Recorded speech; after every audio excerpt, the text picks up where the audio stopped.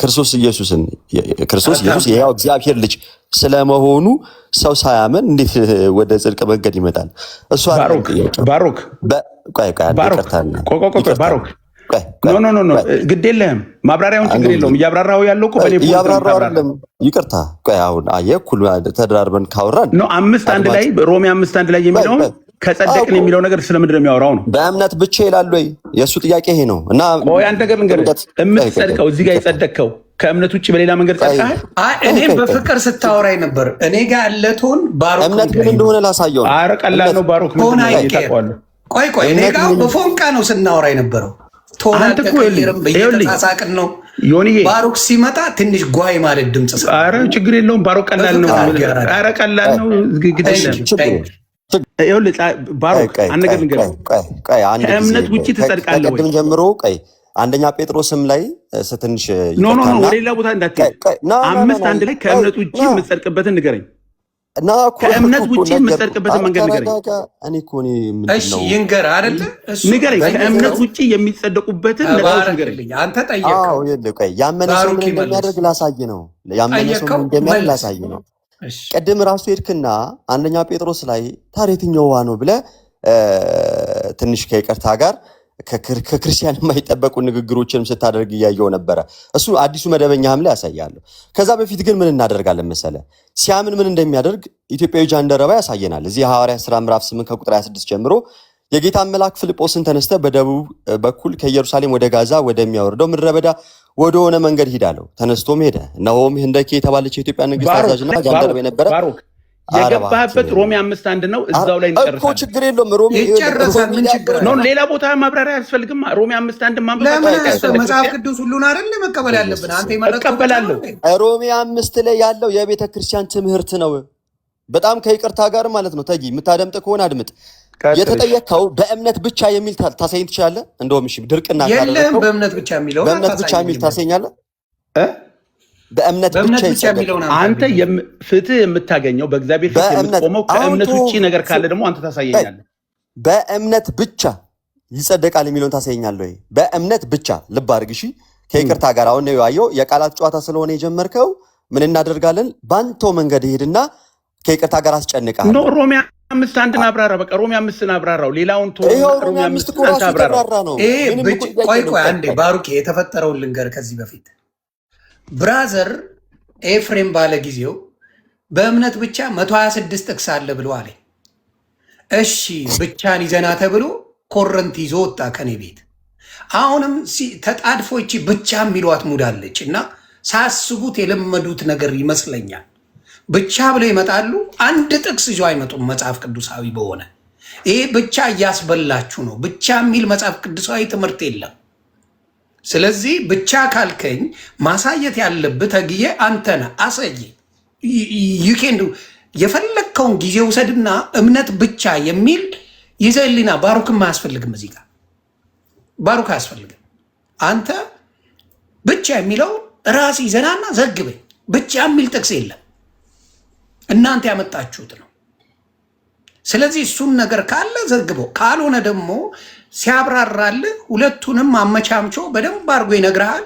የመቀበልም ቻሌንጅ የማድረግም ያንተ ስራ ነው አባ። ይሄን ነው የምልህ። ብቻ የሚል ትምህርት የለውም።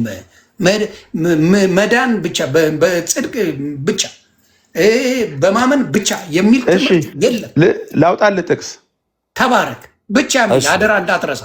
እዚህም ያላችሁ ሮሜ 3:28 አውጣልህ። ብቻ የሚለውን ራሱ ያነበው ሮሜ 3:28 አንባስተው አድማጮች ብቻ የሚል የለውም። እርግጠኛ ሆኜ እነግርሃለሁ። በእምነት ብቻ ይዳናል የሚልን ጥቅስ ሊሰጠን ነው።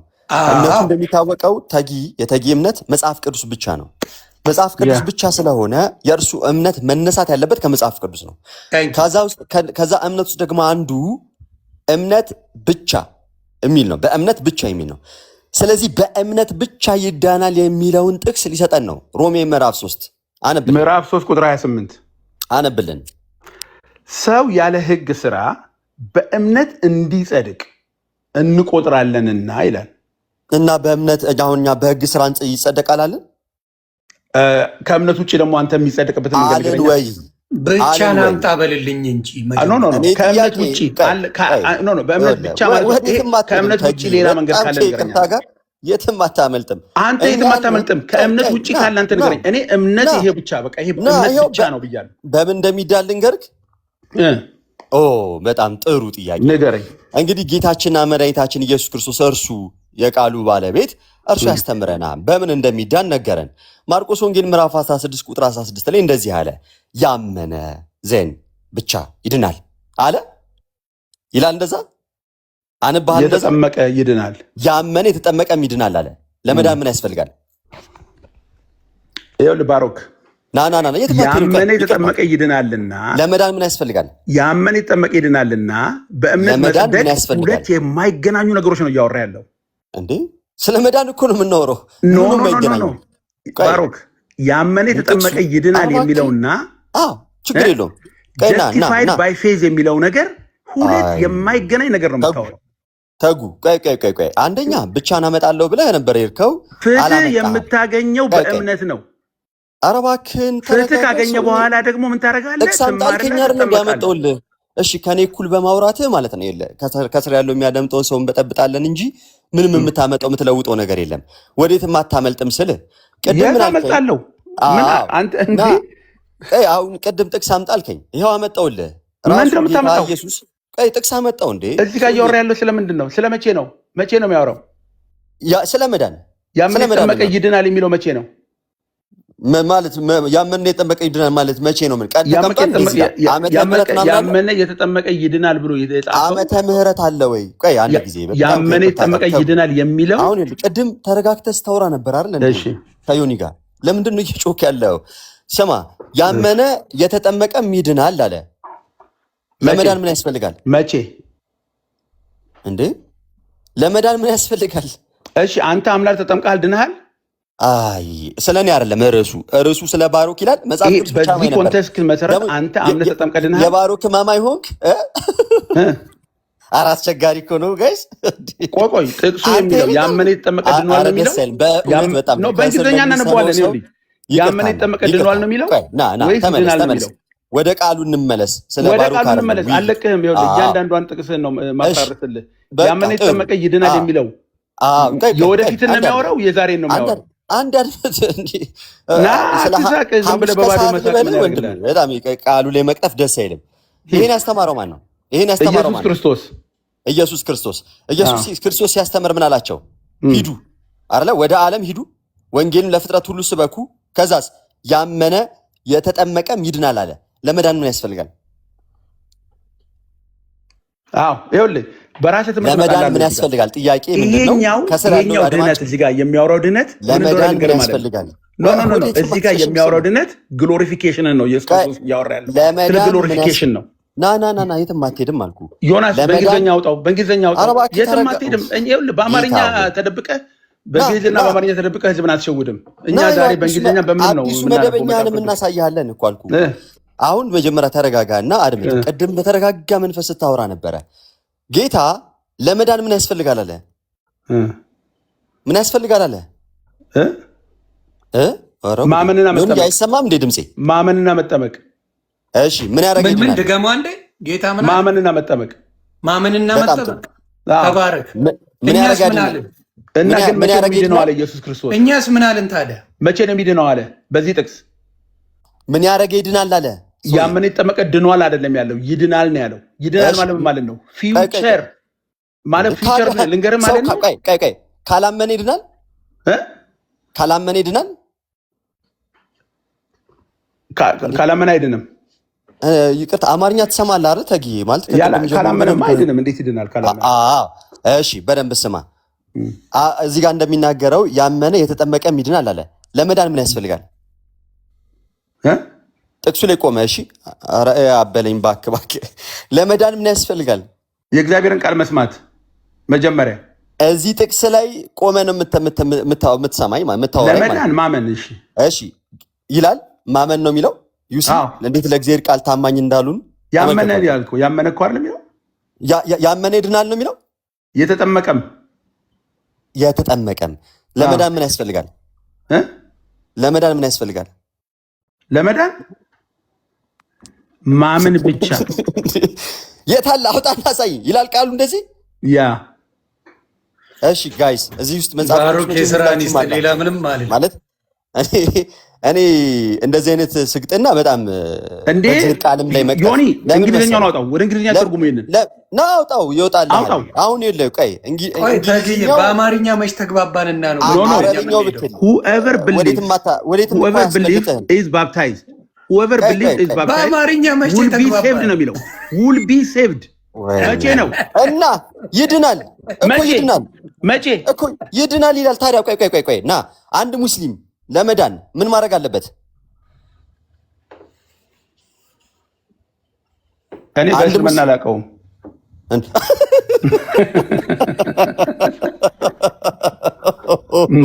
አንድ ሙስሊም ምን ማድረግ አለበት ይለኛል እንዴ? እነዚህ ናቸው እንግዲህ ሰዎች ስሙ፣ እነዚህ ናቸው እንግዲህ አሁን ወንጌል ለአሕዛብ እንዴ ቆይ ወንጌልን ስበኩ ተባለ ለአሕዛብ አስበላ እንዴ ለመዳን ምን ማድረግ አለበት? ተቀበሉ እያላችሁ ተሰክሱ የለ እንዴ አባ ምን እንደሚያደርጉ ማታርፈው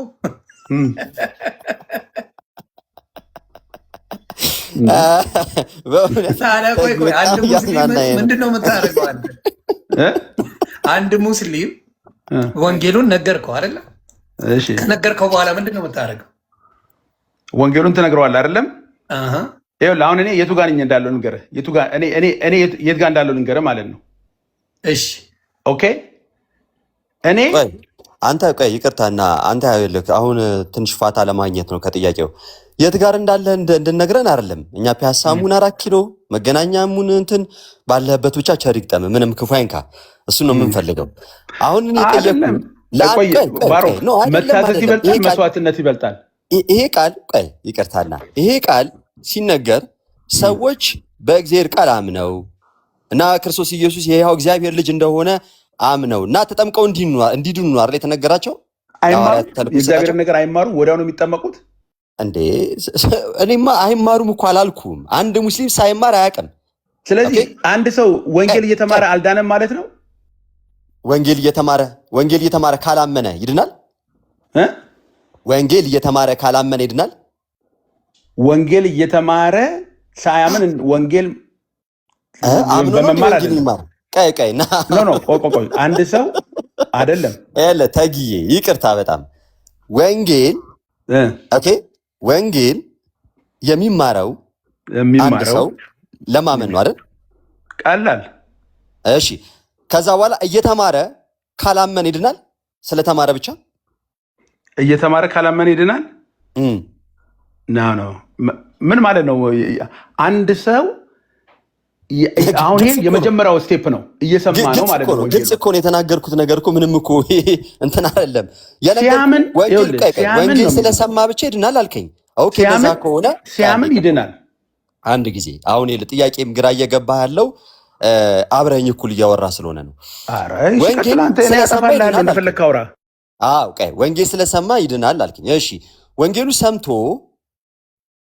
ካላመነበት ወንጌል ስለሰማ ይድናል አላልኩህም። እሺ ወንጌል ማንም ሰው እንዳያረገው አደራ። እንኳን አይደለም ወንጌል ማንም ሰው ሚውት እንዳያረገው። ሲያምን ነው የሚድነው። ሲያምን በእምነት ይድናል። በቃ አለቀ። እሺ አዎ በጣም ጥሩ። አሁን ይሄ ጌታ እያዘዛቸው ነው አይደል? ሐዋርያቱ ምን እንደሚያደርጉ በዓለም ላይ ተልእኮ ይሰጣቸው ነው አይደል? አዎ ጥቅሱ የሚናገረው። እሺ ያመነ የተጠመቀም ይድናል አለ። ለመዳን ምን ያስፈልጋል? ለመዳን ምን ያስፈልጋል? ለመዳን መጀመሪያ ማመን። እኔ መጀመሪያ ምን ያስፈልጋል አላልኩም። እዚህ ጋር መጀመሪያ ማመን ያስፈልጋል ብሏል ጌታ። ባሩኬ ጥያቄ አለ ለተጊ አንድ ይቅርታ። ዮናስ ባሩክም መጡ ተባለ።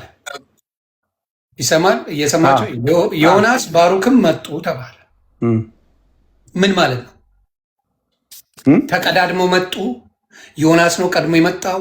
ባሩክ ተከትሎ መጣ? ምን ማለት ነው? እስቲ ዘግበኝ። ዮናስም ባሩክም መጡ ተባለ።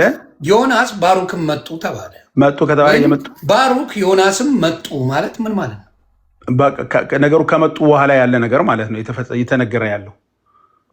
ማን ቀድሞ ይምጣ ማን ቀድሞ ቀጥሎ ይምጣ አልተነገረም። ተባረክ። አሁንም ደግሞ ያመነ የተጠመቀ ይድናል። ኦፍኮርስ ማመን አለብህ። ስለዚህ እየተወራ ያለው ምንድን ነው? አንድ ሰው ኢየሱስ ክርስቶስ በቃ ጌታዬ ነው ብሎ ሲቀበል አልዳነም ማለት ነው። የግዴታ መጠመቅ አለበት ለመዳን ማለት ነው። ብቻ የሚለው ምን መሰለህ እንደዛ ለመሆኑን ለማወቅ እኔ ለምን ወጣችሁ ብቻ የምትሉት? እኔ ብቻ የሚል ነገር አላልኩም፣ ግን ብቻ የሚለውን ነገር በደንብ አምንበታለሁ። አሁን የለም የብቻ አማኝ አይደለም። ከአምስቱ ሶሎዎች ውስጥ አንዱ ፌዛሎ ነው አይደል? ሁሉንም ብቻ ነው ማምነው። ሁሉንም ብቻ ታምናለህ። በጣም ጥሩ። እንደሚታወቀው ደግሞ እምነት የሚመሰረተው ወይም የሚነሳው መሰረቱ መጽሐፍ ቅዱስ ነው አይደል? ያም ደግሞ መጽሐፍ ቅዱስ ብቻ ነው የሚለው። ስለዚህ የአንተ እምነት ወይም ደግሞ የአንተ አቋም መነሻው ራሱ መጽሐፍ ቅዱስ ነው። ስለዚህ አሁን ለአንተ ለምትነግረኝ ወይም ደግሞ ለምታምነው እምነት ማስረጃን ከመጽሐፍ ቅዱስ ትሰጠኛለህ ማለት ነው አይደለም? አይደለም ወይ? በአምስቱም ልስጥ እንዴ? ትሰጠኛለህ? ቆይ ትመልስልኝ እንጂ ጥያቄን። ስለዚህ እምነትህ የሚመሰረተው ወይም የሚነሳው ከመጽሐፍ ቅዱስ ስለሆነ መጽሐፍ ቅዱስ ብቻ ማይነ። ስለዚህ አቋምህም ሆነ እምነትህ መነሳት ያለበት ከመጽሐፍ ቅዱስ ነው አይደል? መጽሐፍ ቅዱስ ብቻ። ልክ ነው። በጣም ጥሩ። አሁን እምነት ብቻ የሚለውን ጥቅስ ስጠኝ። በደንብ አስተውል። ቅድም እንደቀድሙ እንደው ሌላ ቦታ ብትሄድ ደስ አይለኝም። እኔ አስቆምሃለሁ ቃሉ ላይ እየቀጠፍክ ስለሆነ ማለት ነው። እሺ እሱን ስጠኝ፣ እምነት ብቻ የሚለውን። እኔ ግን ካንተ በተቃራኒ እንደውም እምነት ብቻ የማያድን እንደሆነ አሳያለሁ። እሺ ስማ፣ እኔ ግን ካንተ በተቃራኒው ማን መጽሐፍ ቅዱሳዊ እንደሆነ እንግዲህ እዚህ ጋር ይለያል ማለት ነው። አሁን ምን ታደርግልኛለህ? እምነት ብቻ የሚለውን ቃል ጥቅሱን ትሰጠኛለህ ማለት ነው።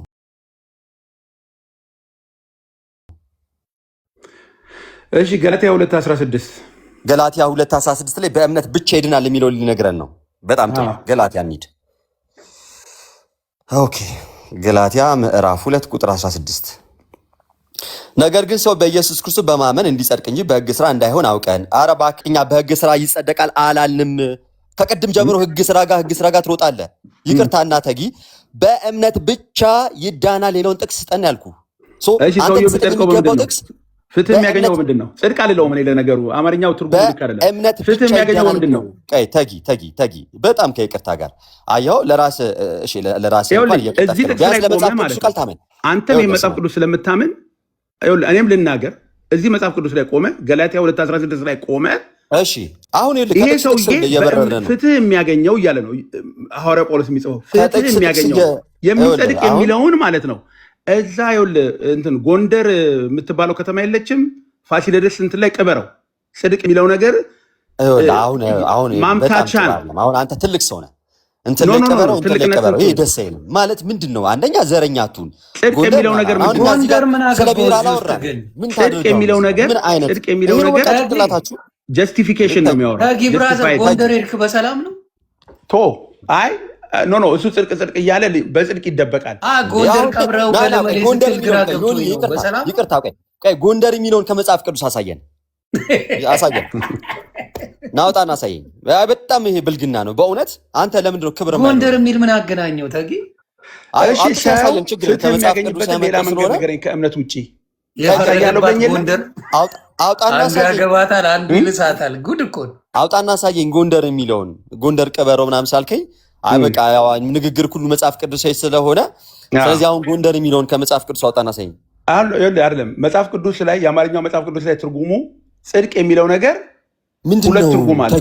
ለምንድን ነው ይሄ? እኮ ያሳፍራል። ክርስቶስን አንተ ደግሞ ዝም ብለህ እንትን አትበል። አራት ሳደርግ ሰውዬ ስትል መልስ ስታጣ አሁን አንተ የምትለውን ነገር አንተ በምትለው ከኔ ጋር በፒስ አይደል እንደምናወራው? ኖ እሱ የሚሄድበትን መንገድ አይተዋል። ዮናስ የሚሄድበትን መንገድ አይተዋል። አንተ ነህ ጎንደር የገባው እኮ ኖ እያንዳንዱን ቃላት እንዲህ የሚል ከመጽሐፍ ቅዱስ አምጣልኝ ይላል። ዋልድባ የሚባለው ገዳም እዛ ሄድና ፈልገው እሱ ባሩኬ አይዞህ ቆይ ከእንደዚህ ሰው ጋር ውሃ ጠጣ ማውራቱ ራሱ ኧረ በእናትህ እንዴ ልክ እውቀት ኖሮ የምትናገር ትመስላለህ። አታውቅም። አይ እንድትሰድበውማ አልፈቅድልህም። እሱ እየተናገረ ያለውን ይኸው ችሎታ ቢኖርህ ትህትና ትህትና ከአንተ ነው ምን መማር የነበረብን። ክርስቶስ ግራን ሲመታ ቀኝህን ስትገለመድ ምላችሁ አደባባይ የምትሰክሱትና ስትያዙ መንፈራፈሪያ ስታጡ አይነፋ። አንድ የሚያንፈራፍር እውቀት የለውም። እውቀት የሚባል ለመመለስ ምንም እውቀት የለውም። ምን እሱና ዘማርያም እውቀት የሚባል ነገር የላቸውም። ዘማርያም ማጋቶ አልመጣም። ለምን አምጣው እዚህ ጋር ምንም እውቀት የለውም። ስለ ሰው ነው ቻልከኝም ሌላ ቦታ ስለ ሰው ነው ውይይቱ። ተጊ ኤፍሬም እየጠቀሳል ለምን ይጠራዋል። ሰው የሌለ ሰው ከተጠራ የእናንተ የሌለ ሰው እውቀት ያለው ይመስል እንዲህ ማለት እኛ እንዲህ ማለታችን ነው እንዲህ ማለት እኛ እንዲህ ማለታችን ነው። የስራ ኒስት ባሮክ የሆነ ነገር ይዘመታል እንዴ? ምንም የለውም። እውቀት የለውም እኮ የሚናገር አንድ እውቀት የለውም። ከጸደቅን የሚለውን ፍትህ ይባላል። እሱ ሐዋርያ ስራ እያለ ጥቅስ ይቀያይራል። በኢየሱስ ሮሜ 5:1 ላይ ከጸደቅን ማለት ምን ማለት ነው የሚለውን ፍትህ አለቀ። እዛ ላይ ቆመ። እሺ በጣም ጥሩ። እዛ መቀበሪያ ነው የራስህ። ለመቅበር ለምን ትቸኩላለህ አንተ? ወንጌል የምትሰብኩት የሬሳ ሳጥን ትሸጣለህ እንዴ? ለመቅበር ትቸኩላለህ ቶሎ ቶሎ። እንደዚህ ነው ወንጌል የምትሰብኩት ተጊ እንዴ? ቆይ ወንጌል እንዴት እንደሚሰብኩ እና ሐዋርያ ጳውሎስ ላሳየ። እኔ እና ሐዋርያ ጳውሎስ እንዴት ሰብካሉማ እኮ የሚሉን አሳያለሁ። ወንጌል እንዴት እንደሚሰብኩ እና ሐዋርያ ጳውሎስ የወንጌል ፍቅራቸውን ግን አያችሁልኝ አይደለም? እሺ ቆይ ወደ ቃሉ እንመለስ። በቃ ደስ አይልም ስለ ሰው ማውራትም ስለ አካባቢ ዘረኛ እኔ ቤት ምን አለ መሰለህ ዳግም ከማይጠፋው ከክርስቶስ ዘር የተወለድኩ አላሰዳደም። አይደለም ዮኒ አንድ ነገር ልንገርህ ማለት ነው። በስርዓት ያውራ። እስካሁን በስርዓት ያላወራውን ንገረኝ። በስርዓት ያላወራውን ንገረኝ ማለት ነው። ዘግበኝ። የፈለገው ቦታ ላይ ጥቅስ ይጥቀስ። ያንን ጥቅስ የፈለገውን ጥቅስ ይጥቀስ። የፈለገውን እኔ ከዛ ጥቅስ ሳልወጣ ነው ከሱ ጋር የምነጋገረው። እኔ ደግሞ ገላትያ 2 ለምሳሌ ባሩክ ቆይ እንዲረጋጋ ከዛ ጥቅስ ላይ ባሮኬ ወጣ ልበል። አይ ባሮኬ ከዛ ጥቅስ ወጥተሃል ከዚህ ጋር መልስልኝ ማለት አይቀልም ወይስ ጓገጭ? ጠየቀኝ አይደለ? እምነት ብቻ ብሎ ጠየቀኝ አይደለም? አዎ የለም የሚል ስለዚህ ገላትያ 2:16ን እኔ መረጃ ብዬ ካቀረብኩኝ ማለት ነው አይደለም። እሺ እሱ ጥቅስ ስለምንድን ነው የሚያወራው ብሎ ማብራራት ይችላል። ያ እሱን ትቶ ሐዋርያ ሥራ ምዕራፍ 18 ምናምን አላለም። ይኸው እዚህ ጋር ነው ያነበብኩት አይልም ብቻ የሚል የለው። አንብበው። እሺ ይኸው እኔ ላነብልህ፣ ሳትጣላ ላንብብልህ። አዎ ብቻ አይልም። እርግጠኛ ሆኜ ነው የምነግርህ። ሂድ ቀጥል፣ ግድ የለም። ምንድነው ገላትያ 2 ስንት? ገላትያ 2:16 ምን ይላል? ነገር ግን ሰው በኢየሱስ ክርስቶስ በማመን እንዲጸድቅ እንጂ በሕግ ስራ እንዳይሆን አወቀን። ብቻ የሚላል እንጂ ማለት ምን ማለት? እንጂ ማለት ብቻ ማለት ነው። እሺ በእንግሊዝኛው ሄደን አንብበው ገላትያ 2:16 የአማርኛውን ግን ነው ወይስ አይደለም? በመጀመሪያ እንግባባ። በአማርኛው እንጂ ማለት በቃ እምነት ብቻ መሆኑን ነው የሚያሳየው፣ ሌላ ነገር አይደለም። እንጂ ማለት አንተ ደግሞ አለመሆኑን አብራራ። እኔ አለመሆኑን እዛው መጽሐፍ ቅዱስ ላይ ያሳያለሁ። አለመሆኑን እሱን እንጂ ማለት ብቻ ለመሆኑ አውጣና በመጽሐፍ ቅዱስ ዲክሽነሪ ላይ አውጥታሳየኝ። አፍጥ ነው ብቻ የሚለውን አሳየን እያልን እኮ ነው። እንጂ ማለት ብቻ ነው ማለት ከሆነ አሳየን አንተ። እሺ አንተ ነው ያልከው አይደለ? ስላልክ አንተ ታመጣና ገዳውን ዮናስ ስማ፣ አሁን የምታሳየኝ ማስረጃህን ብቻ ነው። አውጣና አሳየኝ። ይኸውልህ አቤት ገላትያ 2:16 አዳምጥ። ይኸውልህ እኮ ማለት ነው ማስረጃ አይሆንም። አውጣና ገላትያ 2:16ን አዳምጥ ዮናስ በእንግሊዝኛ know that a person is not justified by the work of the law በምንም ነገር አይደለም። ምን ይላል? by faith in Jesus Christ, that's it። ሌላ ነገር አይደለም። በኢየሱስ ክርስቶስ በማመን አለቀ። only by faith ቢል ቆይ አንድ እዚህ ጋር እንግሊዝኛውን ትንሽም ስለማርፍ ብዙ አይደለም ትንሽ አውቃለሁ። ምን ይመሰለ but only by faith ቢል ኖሮ only by the faith ቢል ኖሮ ብቻ only ቢል but it didn't say that. by the faith of Jesus Christ. by faith Jesus Christ አለ አይደለም?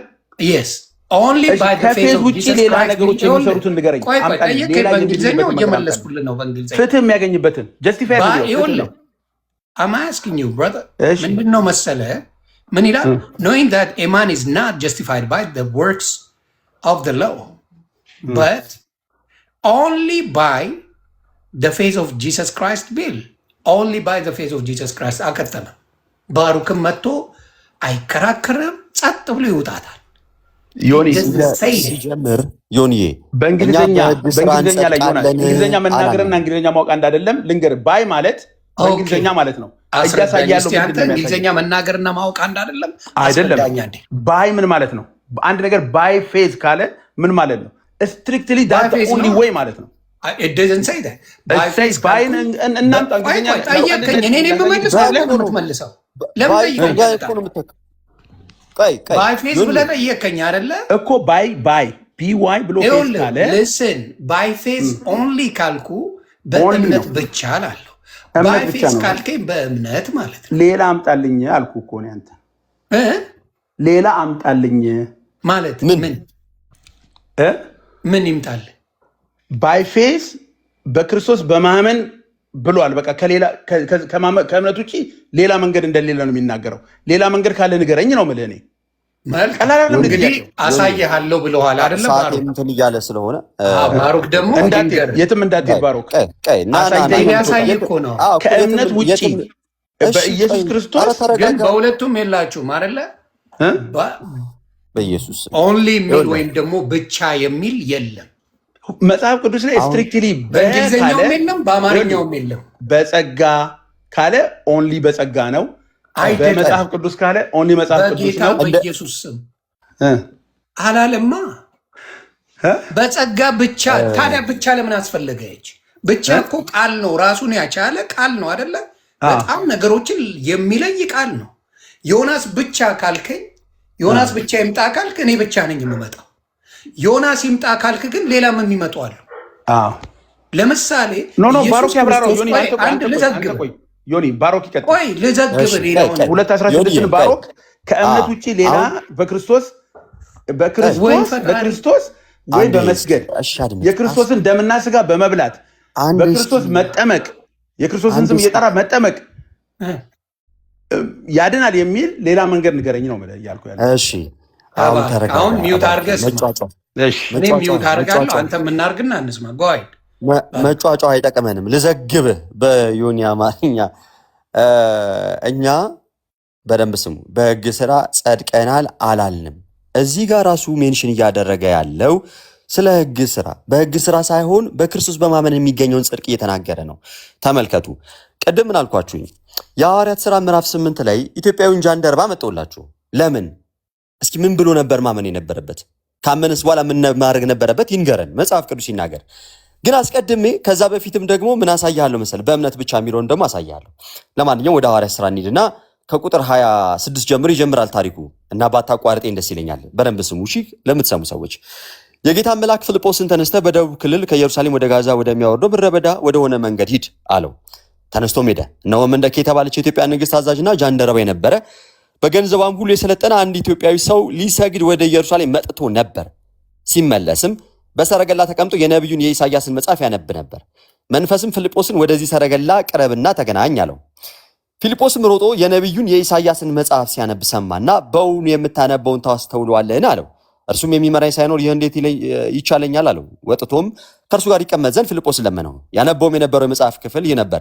እንደ በግ ወደ መታረድ ተነዳ። የበግ ጠቦትም በሸላቶች ፊት ዝም እንደሚል እንዲሁ አፉን አልከፈተም። በውርደቱ ፍርዱ ተወገደ። ሕይወቱ ከምድር ተወግዳለችና ትውልዱንስ ማን ይናገራል? ጃንደረባውም ለፊልጶስ መልሶ እባክህ ነቢዩ ይህን ስለማን ይናገራል? ስለ ራሱ ነው ወይ ስለሌላ አለው። ፊልጶስም አፉን ከፈተ። ከዚያም መጽሐፍ ጀምሮ ስለ ኢየሱስ ወንጌል ሰበከለት። ስለ ወንጌል ተሰበከለት አልተሰበከለትም? ከዚህ ክፍል ጀምሮ ተጊ ሰበከለት ነው የሚለው። ተሰብኮለታል ወይስ አልተሰበከለትም? ተሰብኮለታል። በመንገድም ሲሄዱ ወደ ውሃ ደረሱ። ውሃ ጋር ደርሰዋል አልደረሱም? ደርሰዋል። እሺ በደንብ ስማ። በመንገድም ሲሄዱ ወደ ውሃ ደረሱ። ጃንደረባውም እነሆ ውሃ እንዳልጠመቅ የሚከለክለኝ ምንድን ነው አለው። ፊልጶስም በፍጹም ልብህ ብታምን ተፈቅዷል አለው። ውሃው ራሱ የተፈቀደለት ምን ሲያደርግ ነው? ሲያምን። እሺ በደንብ ስማ። ጥምቀቱ ወንጌል ውስጥ ያለ ነው አይደለም? ያለ ነው። ጥምቀት ወንጌል ነው ማለት ነው። ወንጌል ነው። አምኖ መጠመቅ ወንጌል ነው ማለት ነው። ግን መጀመሪያ ማመን አለበት። እኔ መጀመሪያ ምን ይቀድማል ምናምን አይደለም ጥያቄ። አምኖ መጠመቅ ወንጌል ነው ማለት ነው። እስኪ አንዴ መልስልኛ ጥያቄ። አምኖ መጠመቅ ወንጌል ነው ተፈቅዶልሃል ነው ያለው። ቀጥል። አዎ በደንብ ስማ። በመንገድም ሲሄዱ ወደ ውሃ ደረሱ። ጃንደረባው እነሆ ውሃ እንዳልጠመቅ የሚከለክለኝ ምንድን ነው አለው። ፊልጶስም በፍጹም ልብ ብታምን ተፈቅዷል አለው። መልሶም ኢየሱስ ክርስቶስ የእግዚአብሔር ልጅ እንደሆነ አምናለሁ አለ። ሰረገላውም ይቆም ዘንድ አዘዘ። ፊልጶስና ጃንደረባው ሁለቱ ወደ ውሃ ወረዱ፣ አጠመቀውም ይላል። እዚህ ጋር ወንጌል ተሰብኮለት አምኖ ተጠምቋል አልተጠመቀም? ተጠምቋል። ፐርፌክትሊ ጌታ ያለውን ጋር አሁን ጌታ ያለው ጋር ላምጣልህ። ማርቆስ ወንጌል ምዕራፍ 16 ቁጥር 16 ጋር ላምጣልህ። ያመነ የተጠመቀ ይድናል አለ። ለመዳን ምን ያስፈልጋል? መጀመሪያ ወንጌሉን ትሰማለህ። መጀመሪያ ምን ታደርጋለህ አላልኩም። ሳይሰማ እንዴት ያምናል? እኔ አሁን ወንጌሉን ትሰማለህ፣ ከዛ ደግሞ ብታምን ተፈቅዶልሃል። እሺ ማርቆስ ጋር ትጠመቃለህ። ማርቆስ ጋር አምጥቻለሁ። ተጉዬ ያመነ የተጠመቀ ይድናል አለ። ለመዳን ምን ያስፈልጋል? የሚያስፈልግህ ለመዳን የሚያስፈልግህ ነገሮች በአጠቃላይ ልዘርዝርልህ። ከጥምቀት ዳግም ልደት ይኸው መጽሐፍ ቅዱስ ቃሉ ላይ ናና አንብበው። ጌታ የተናገረውን አንዴ ስማ። ያመነ የተጠመቀም ይድናል አለ። ለመዳን ምን ያስፈልጋል? ያመነ የተጠመቀም ይድናል። ለመዳን ምን ያስፈልጋል? ማመን፣ መጠመቅ። ምን ያደረገ ይድናል? ያመነም የተጠመቀም። ስለዚህ አምኖ ብቻ ካልተጠመቀ ይድናል? በጌታ ንግግር እዚሁ ጥቅስ ላይ ቆመ። አንድ ሰው አምኖ አይጠመቅም የሚል ትምህርት አለ በጴንጤ ጋር። ጥምቀቱ ለድነት አይደለም ስትል ሰምቻለሁ። አንተ ራስህ ቅድም ጥምቀቱ ለድነት አይደለም ስትል ሰምቻለሁ። ለዳግም ልደት ነው። ጥምቀት የኃጢአት ስርየት በድነት ውስጥ ሆነ የምታደርገው ነገር ነው። ዳግም በክርስቶስ የምታደርገው ነገር ነው። ጥምቀት ሰክራሜንት ነው፣ ትእዛዝ ነው ወይስ ትእዛዝ አይደለም? እንዴ ጥምቀት እኮ ያ ትእዛዝ ያድናል። ለምንድን ነው ማያድነው? ድነቱስ እኮ ነው ያለኸው። ታዲያ ቅድም አያድንም እኮ እያልክ ነበረ ወንድም። አያድንም የሚል ቃል ካፌ ወጣኝ። ዮኒ ከአንተ ጋር አልተነጋገራችሁ? እኔ በቃ ከዚህ ወዲህ እንትን አለም። ቅድም አያድንም ጥምቀት አያድንም ብሎ አልተነጋገራችሁ? ጥምቀት አያድንም። ጥምቀት ትእዛዝ ነው እኮ። ያ ኦልሬዲ የዳነ ሰው ነው የሚጠመቀው። ያ ትእዛዝ ያድናል አያድንም? ኦኬ ተመልከት። የዳነ ሰው ነው የሚጠመቀው። የዳነ ሰው ነው የሚጠመቀው። አዎ በእምነት ድኖ የጨረሰ ሰው ተምሮ ይጠመቃል። ና የዳነ ሰው ነው የሚጠመቀው። አዎ ያ ማለት ጥምቀቱ ከድህነት በኋላ የሚመጣ ነው ማለት ነው። ድህነት እኮ ወዳጅ የሚያልቅ ነገር እኮ አይደለም እኮ። ና ቃሉ ላይ ቆመ ነው። ከተጠመቅ በኋላ ድህነት አለቀ ማለት ነው። ምን አልከኝ? አንዴ ጊዜ ከተጠመቅ በኋላ ድህነት አለቀ። ቅርንጫፍ ከሆንክ በኋላ ፍሬ ያፈራል። እንደውም በአንተ ትምህርት ታሪፍ ነው። አምን ይጠመቀ ድኗል ብለኛል። አለቀ። ከዛ አለቀ በቃ ዳነ። አሁን ይሄ ግንዱ ላይ ለመጣ ከዛ በኋላ ሄደ እንትን አታበላም። ምንድነው ይባላል ይሄ ዘኬ ምናምን እያበላ አታደንም። አሁን እሱን ተወውና ቀጥላ። ከዛ በኋላ መልካም ስራ የምትለው ነገር የለም። አንተ ልታላግጥ የፈለግከውን እኔ በእግዚአብሔር ቃል አሳያለሁ እኮ። ድናሃል። ከዳንክ በኋላ ምንድነው በምናምን ስም እያልክ የምታበላው የምታጠጣው? ድኗል ብሏላ። አሁን ደግሞ እሱ እዚህ ጋር አልቋል ብሏል ድነት። ስለዚህ ካለቀ በኋላ ምንድነው እዛ ዘኬ መሰብሰብ ምን ማለት ምን ጥቅም አለ? አሳያለሁ። ጠይቀኛ። አሁን አየህ፣ ጠይቀኝና አሳያለሁ። ምን ማለት ነው ካልከኝ እኔ አሳያለሁ እንዳለ ምን እንደሚያስፈልግ መልካሙን ስራ አይተው የተባለልህ ማለት ነው። ከዳንክ በኋላ ምንድነው ትርጉሙ? ምን ያደርግልሃል? ድነናል እንዳለን ድንማለን ምናምን የምትል እኮ ሰው ነው አይደል? እንዳልቆረጥ አያችሁ። ግን ኦርቶዶክስን በብዙ ነገር ተብትበው እንድትጠላ አድርገዋታል። ስለዚህ ዳይሬክትል የሚሄዱት የእምነት ትምህርቱ ላይ እዚህ ጋር የሚነጋገሩት ሳይሆን ከዛ በኋላ ያለውን እየጠየቀ ነው። ለእሱም ደግሞ መልስ አለ፣ የሚመለስ መጽሐፍ ቅዱሳዊ መልስ አለ። ካለ ጥያቄ ተጋባው። እሱ ያመነ የተጠመቀ ይድናል ካለ ድነት አለቀ ማለት ነው። ተጠምቆ ዳን አንድ ሰው። ከዛ በኋላ ምን ሊያደርግ ነው? ሄዶ በተክለ ሃይማኖት ስም የሚያበላው የሚያጠጣው፣ እሱን ደግሞ የጌታን ራስ የሚያደርገው ለምንድን ነው? ይቅርታ ዮኒዬ፣ ጥምቀት እንደሚያድን ተስማማን ማለት ነው። አሁን ደግሞ በቅዱሳን ስም ማብላት ማጠጣት የሚለው ጋር ስለመጣ ማለት ነው። እሱ መጽሐፍ ቅዱሳዊ ነው። ላሳይ ነው አሁን ላሳይ ስለሆነ እምነታችንም ደግሞ እምነታችንም ደግሞ ፍሬያማ ካልሆነ በራሱ ልንቆርጥ እንደምንችል ራሱ አሳያለሁ። እኛ ምን እንደምንል አሳያለሁ። ከዳንን በኋላ ቅርንጫፍ ከሆነን በኋላ እውነተኛ የወይን ግንድ ላይ ከተጠበቅን በኋላ ፍሬ እያፈራን ክርስቶስን ወደ መምሰል ማደግ ካልቻልን እንዴት እንደምንቆርጥ አሳያለሁ። ከዛ በፊት ግን ጥምቀቱ ላይ ተስማማን አይደል? ጨረስን አይደል? ባሮክ ጨረስን። አንድ ሰው ያመነ ይጠመቀ ይድናል ብለኛል። ያ ሰው ከዳነ በኋላ እንደገና ደግሞ ድህነቱን ያጣል ልትለኝ ነው እንዴ? መጽሐፍ ቅዱስ ነው የሚናገረው። መጽሐፍ ቅዱስ ስለዚህ አልዳነም ማለት ነው። መቼ ዳነ? ና ፍታልኝ። ቆይ ና ትፈታልኛለህ። የዮሐንስ ወንጌል ምዕራፍ 15 ቁጥር 1 ላይ ጀምሮ እንሂድ። እውነተኛ የወይን ግንድ እኔ ነኝ። ረጋ በዛ ጋር ከመሄድ በፊት በጣም ደስ ስለሚል ነገር ማለት ጌታ ወይ እኔ ከኪሴ እኮ እያወጣሁ አልነግርህም። ማን መጽሐፍ ቅዱሳዊ እንደሆነ እንይ። ኦኬ ማን መጽሐፍ ቅዱሳዊ እንደሆነ እንይ። ስሜ ነው ባሮክ። አንድ ነገር እንድትመልስልኝ ይፈልጋለሁ መጀመሪያ ማለት ነው። እሺ አንተ በድህነት ውስጥ እያለ መላእክቶች እንደሚያግዙ ታውቃለህ አይደለም? ድህነትን ያግዙናል፣ ይራዱናል። መጽሐፍ ቅዱስ በትክክል ይናገራል። እሺ አውጣልኝ፣ እሱን ጥቅስ እናንብብልኝ። እሺ አሁን ወደ መላእክት ጋር ከመሄዳችን በፊት እሱን ጥቅስ ጨርስና እንምጣ። ወደዚህ ከመምጣታችን በፊት እዛ ጥቅስ ላይ ስለሱ እኮ አላነሳንም። አሁን ስለ ድነት እያወራን አይደል? እሱ ጋር በየአይነቱ የሆነ ጨዋታ አደረጋችሁ በመድኃኒዓለም። በጣም አሪፍ ነው ስለሆነ እኮ ነው። ምን አይነት ስልት እንደሚጠቀሙ ታውቃለህ? የሆነ ነገር ይቀበዛሉና ይቀበዛጁሩና እኔ ያሳያለሁ። ጨርሳት እንጂ ጨርሳት። ዮኒ አንድ ነገር ልንገርህ። ከመምጣታችን በፊት የምናጠራው ነገር አለ። እዚህ ጋር እናጠራና ይሄኛው እዚህ ጋር ኢየሱስ ክርስቶስ ስለምን እንዳስተማረ ታረጋግጧል። ያራዳ ልጅ መጀመሪያ ወዴት ነው የምንሄደው? ስለ ጥምቀትና ስለ መዳን እየተነጋገርን ነው። ስለ ጥምቀትና መዳንን ጨርሳትና ወደ ዘኬም እንበላለን፣ ምንም እንበላለን። ይድናል አለ። ያመነ የተጠመቀ ይድናል አለ። ያመነ የተጠመቀ ይድናል አለ።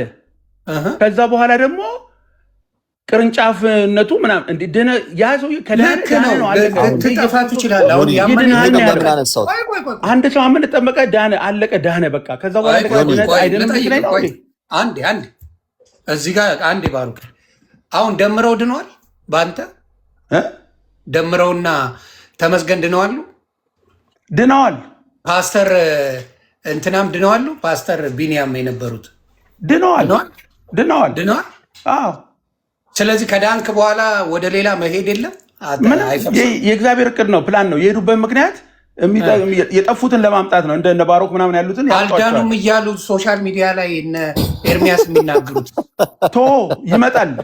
ለምን ቆይ ለምን በእውነት ኮሜዲያን ራሱ የተነከረው ፎቶ አልደረቀም እየተባልኩ ነው። ርዕሱ ሊያስቀይረን ፈልጎ ባሮክ ያረኔ ሙድ ለያዝበት በመድኃኒዓለም እንዴ ዮኒ በአንተ ምክንያት እኮ ዛሬ ወንጌል እየተሰበከ ዮኒ አንተም ድህነት አይጠፋም። የአንተም ድህነት አይጠፋም እኮ በአንተ ምክንያት ወንጌል እየተሰበከ እኮ ነው። እነሱ ሄደው እዛ ጴንጤ ቤት የነበረውን ኤክስፔሪንስ እኮ ሲናገሩ ገባ ኦርቶዶክስ በታምረ ማርያም በዛምረ ተክለ ሃይማኖት የተደበቁትን እኮ እያወጡ መጽሐፍ ቅዱስ እየነገሯቸው እኮ ነው። የት ቦታ ነው 90 ቦታ የምትሄደው አባቴ? እንዴ እንደዚህ እኮ ነው። አሁን እኔ እዛው ስትገባ ብዬ ተናገርኩት። ያልዋሸሁት ምንድነው ጴንጤ ቤት ስትገባ ብፌ ቀርጫ ያደርገዋል አልኩ። ከሆነ ያቀምሱ አይደለም እኮ ለዚህ ከይቅርታ ጋር ቀደም ምን አልመሰለህ? አሁን 90 ቦታ ዘለል አንድ ጊዜ ችግር የለውም። አልተደማመጠን ማለት አንድ ጊዜ ዝም አድርግና አዳምጠኝ። እኔ የምልህን አዳምጠኝና ከዛ ታብራራልኛለህ አንተ። እሺ ቅድም ምን አልከኝ? ነው የምናወራው አይደለ? እኔ በጠቀስኩት ጥቅስ ላይ ማብራራት ስለሚያቅት እየሄድክ ሌላ ቦታ እንትን ትላለህ። እዛም ላይ ደግሞ ስትጠየቅ ልታመልጥ ትሞክራለህ። ስለዚህ አሁን እኔ የምጠይቅን ጥያቄ አዳምጠኝ። ሳልቬሽንን ላስቀምጥልህ። ቆይ ድህነትን ላስቀምጥልህ መጀመሪያ ስለተሰማ አሁን ባሮክ አንዴ ያወራው ምንፍቅና ስለሆነ መጽሐፍ ቅዱስ የማያውቀው ማን መናፍቅ እንደሆነ አሳያለሁ። ማን መናፍቅ እንደሆነ አሳያለሁ። በአንድ ጥቅስ ብቻ ማን መናፍቅ እንደሆነ አሳያለሁ። በአንድ ጥቅስ ብቻ በፍቅር ነው የሚያወሩት እኮ የጌታ ልጅ። አንዴ ባሮክ አሳያለሁ እኮ አንዴ እያልክ እኮ እኔ እንዳልናገር አልከኝ። አንዴ በእምነት ብቻ አይዳንም የሚለውን ጥቅስም እኮ አላሳየሁህም እኮ። አላሳየኸኝም። ምንም ጥቅስ አላመጣህም። አላመጣህም ጥቅስ። ያመጣው ጥቅስ እኮ ችግር አመጣብህ እኮ ራስህ። አያስወራም ባሩኬ። ለዛ እኮ ነው ትንሽ አንድ ጥያቄ ነው የምጠይቀው። ሲምፕል ጥያቄ። ያለ ጥቅስ ያወራሁበት ቦታ አለ እስካሁን ድረስ ወፍ ምንም ችግር የለውም። በቃ ባሩክ አንዴ ማይክን አጥፋውና አንዴ ያዳምጥ። እኔ ጥያቄውን አንዴ ላቅርብና ከዛ በኋላ አጥፍቼ ነው ማዳመጥ። አንዴ ላሳያ አንዴ ጥያቄውን ማሳየኝ ነገርን ከማሳየት በፊት እኔ ለማቅረብልህ ጥያቄ ለሱ መልስ አንድ ላይ ትመልስልኛለህ። አንዴ እንዴት መልስ ነው? በጣም ሲምፕል ጥያቄ ነው የምጠይቀው። መንፈስ ነው ጎ እሺ፣ አንዴ አጥፋው። ባሩክዬ አጥፋው። ባሩክ ወንድሜ ምኑን ላጥፋው? የጌታ ልጅ ትድናለህ። ችግር የለውም። ሚውት አድርግልኝ ነው ሲፋቅ። ይኸውልህ ባሩክ አዳምጥ። ሚውት አድርግልኝ ነው። ሚውት አድርግልኝ። አንተ ማጥፋው። እኔም ማጥፋለሁ። አይዞህ ብዙ ነገር በላ እንዴ። ኦኬ ይለፍል። እሺ መጽሐፍ ቅዱስ ላይ ድህነት በሶስት ተቀምጧል ማለት ነው አይደለም? ድህነት የመጀመሪያው ድህነት አለ፣ ሁለተኛ ድህነት፣ ሶስተኛ ድህነት ይባላል። የመጀመሪያው ድህነት ያው ጀስቲፊኬሽን ነው፣ ሁለተኛው ሳንቲፊኬሽን ነው፣ ሶስተኛው ደግሞ ግሎሪፊኬሽን ነው። ስለዚህ በጀስቲፊኬሽን ላይ የኛ ስራ ምንድን ነው? የእግዚአብሔር ስራ ምንድን ነው? በሳንቲፊኬሽን ላይ የኛ ስራ ምንድን ነው? የእግዚአብሔር ስራ ምንድን ነው? በግሎሪፊኬሽን ላይ የኛ ስራ ምንድን ነው? የእግዚአብሔር ስራ ምንድን ነው? ስለዚህ ሳንቲፊኬሽንም ይሁን ግሎሪፊኬሽንም ይሁን ሳንቲፊኬሽንም ይሁን ጀስቲፊኬሽንም ይሁን ሶስቱም የድነት ፕሮሰሶች ላይ ምክንያቱም መንፈስ ቅዱስ በሳንቲፊኬሽን ላይ ምክንያቱም ስንጠመቅ መንፈስ ቅዱስ እንቀበላለን ትላላችሁ። ስለዚህ መንፈስ ቅዱስ ከተቀበሉት መንፈስ ቅዱስ በአንተ ውስጥ ከሆነ በጥምቀት መንፈስ ቅዱስን አግኝተ ከዳንክ ከዛ በኋላ ደግሞ መላእክት ደግሞ ቆሮንቶስ ውስጥ የተቀመጠውን ጥቅስ ስለዚህ ነው አውጣ ያልኩ። መላእክት ደግሞ ድህነትን የሚያግዙ ከሆነ እግዚአብሔር ደግሞ በድህነት ውስጥ ከአንተ የማይለይ ከሆነ በሳንቲፊኬሽን ላይ ነው ድህነትን ልታጣ የምትችለውና የምትሉት እናንተ እንዴት ነው? አንድ ሰው እንደ እግዚአብሔር እኮ ነው የተወ ማለት ነው። ስለዚህ የእግዚአብሔር ዓላማ ምንድን ነው? አንተ ላለመዳ ዮሐንስ 5ን እሱም ማብራሪያ ከፈለግ በዚህ ጥላ ውስጥ ሆነ አብራራልኝ። አመሰግናለሁ። ቀጥል። ተባረክ። ቀጥል። እሺ በእውነቱ ከሆነ ድነናል፣ እየዳንን ነው፣ እንድናለን። የመጽሐፍ ቅዱስ በግልጽ የሚያስቀምጠው ትምህርት ነው። እንደሚታወቀው እኛ ድነናል ስንል ከሙት አረንቋ ወጥተናል፣ ከጨለማ ወደሚደነቀው ብርሃን መተናል ስንል ከኛ የተጠበቀ አንዳች ነገር አልነበረም። ከኛ አንዲት ነገር ብቻ ትጠበቃለች። ያ ስራ ነው፣ የኛ አይደለም። ያ ስራ እግዚአብሔር አምላክ የሰራው ነው። ራሱ አብ አንድያ ልጁን ላከልን፣ ወልድ ደግሞ ስለ እኛ ልክ ትንቢተ ኢሳይያስ ምዕራፍ 53 ቁጥር 5 ላይ እርሱ ግን ስለ መተላለፋችን ቆሰለ፣ ስለኛ መተላለፍ የቆሰለ እርሱ ስለ በደላችን ደቀቀ። የደህንነታችን ተግሳጽ በማን ላይ ነበረ? በክርስቶስ ላይ ነበር፣ በእርሱ ነበር። በእርሱም ቁስል እኛ ተፈወስን። እኛ እንፈወስ ዘንድ ጌታችንና መድኃኒታችን ኢየሱስ ክርስቶስ ምን ሆነልን? ቆሰለልን። ከዛም በኋላ ወደሚደነቅ ብርሃን አመጣን። ያንን ብርሃን ለማየት ከኛ ያበራነው አንዳች ብርሃን የለም። ያ ከኛ የተጠበቀው አንዲት ነገር ምን? አምኖ መጠመቅ። ይሄ መጽሐፍ ቅዱስ በግልጽ የሚያስቀምጠው ነገር ነው። ምክንያቱም ኤፌሶን ላይ ስላመጣኸው በደንብ ታደምጠኛለህ ብዬ አስባለሁ። ኤፌሶን ምዕራፍ 2 ቁጥር 8 ላይ በደንብ ስሙ። ጸጋው በእምነት አድኗችኋልና። ያ ጸጋ በምንድን ነው? ክርስቶስን በማመን የሚገኝ ነው። አድኗችኋልና ይህም የእግዚአብሔር ስጦታ ነው እንጂ ከእናንተ አይደለም። እኛ ፈልገን ቆፍረን የሆነ ጉድጓድ ምሰድ ምናምን ያገኘነው ነገር አይደለም። ማንም እንዳይመካ ከስራ አይደለም አለ። አሜን። አዎ ማንም እንዳይመካ ከስራ አይደለም። ይህንን ድነት ካገኘን በኋላ ግን ምን እናደርጋለን? እውነተኛው የወይን ግንድ ላይ እንጣበቃለን፣ ቅርንጫፎች እንሆናለን። ኦኬ። ልክ ዮሐንስ ወንጌል ምዕራፍ 15 ቁጥር 1 ላይ እውነተኛ የወይን ግንድ እኔ ነኝ፣ ገበሬውም አባቴ ነው፣ በእኔ ያለ ፍሬ የማያፈራውን ቅርንጫፍ ያስወግዷል አለ። ፍሬ ደግሞ ከኛ ይጠበቃል። ልክ ሮሜ ምዕራፍ 2 ላይ ቅዱስ ጳውሎስ እንደዚህ አለን። በደንብ ስሙ። ሮሜ ምዕራፍ 2 ቁጥር 7 ላይ በበጎ ስራ በመጽናት አለ። በምን በመጽናት? በበጎ ስራ በመጽናት ምስጋናንና ክብርን የማይጠፋንም ህይወት ለሚፈልጉ የዘላለምን ህይወት ይሰጣቸዋል። የዘላለም ህይወት ይሰጣል። አዎ ምን በማድረግ? በበጎ ስራ በመጽናት። ማን ያለን? መጽሐፍ ቅዱስ። የተፈጠርነው ራሱ ለምንድን ነው ሲናገር እዛው ኤፌሶን ላይ አሁን ምዕራፍ 2 ቁጥር 8 ላይ ስራ አያስፈልግም እያለ የተናገረው ምን አይነት ስራ የሚለውን በደንብ ልንለይ ይገባል። እዛው ኤፌሶን ምዕራፍ 2 ቁጥር 8 ላይ ምን ብሎ ነበረ? ቅድም ያልኳችሁ ላይ ጸጋው በእምነት አድኗችኋልና ይህም የእግዚአብሔር ስጦታ ነው እንጂ ከእናንተ አይደለም ካለ በኋላ ቁጥር 9 ማንም እንዳይመካ ከስራ አይደለም ይለንና 10 ላይ አንድ ነገር ይናገራል። ተመልከቱ። እኛ ፍጥረቱ ነንና እንመላለስበት ዘንድ እግዚአብሔር አስቀድሞ ያዘጋጀውን መልካሙን ስራ ለማድረግ በክርስቶስ ኢየሱስ ተፈጠን። አረ በማን ተፈጠን? በክርስቶስ ኢየሱስ። ለምን? መልካሙን ስራ ለማድረግ። ኦኬ፣ መልካሙን ስራ ለማድረግ በማን ተፈጠን? በኢየሱስ ክርስቶስ። ቅዱስ ጳውሎስ ስለዚህ ነው ፊልጵስዩስ መልእክቱ ምዕራፍ 2 ላይ እንደዚህ ሲናገር እናየዋለን። በደንብ ስሙ። ምዕራፍ 2 ቁጥር 12 ላይ ስለዚህ ወዳጆቼ ሆይ አለ። ስለዚህ ወዳጆቼ ሆይ ሁል ጊዜ እንደታዘዛችሁ አለ በእናንተ ዘንድ በመኖሬ ብቻ ሳይሆን ይልቁን አሁን ስርቅ በፍርሃትና በመንቀጥቀጥ የራሳችሁን መዳን ፈጽሙ። ከኛ የሚጠበቅ ነገር አለ ማለት ነው። ስለዚህ ከኛ የሚፈጸም ነገር አለ ማለት ነው። የክርስቶስ እሱ ስራውን ሰርቶ ጨርሷል። በዕለተ ዓርብ ስለኛ ደሙን አፍስሷል። ያንን ደግሞ አምኜ ስቀበል ከዛ ጸጋ ተካፋይ ሆንኩ። ከዛ እውነተኛ የወይን ግንድ ላይ ተጣበቅኩ። ከዛ በኋላ ቅርንጫፍ ሆኛለሁ። ከኔ ምን ተጠበቀ? ፍሬ ማፍራት። ምክንያቱም ዮሐንስ ወንጌል ምዕራፍ 15 ላይ ቀደም እንዳልኳችሁ ከቁጥር 1 ጀምሮ ሲናገር እንደዚህ ይላል። በደንብ ስሙኝ እሺ። ዮሐንስ ወንጌል ምዕራፍ 15 ከቁጥር 1 ጀምሮ እንደዚህ ይናገራል።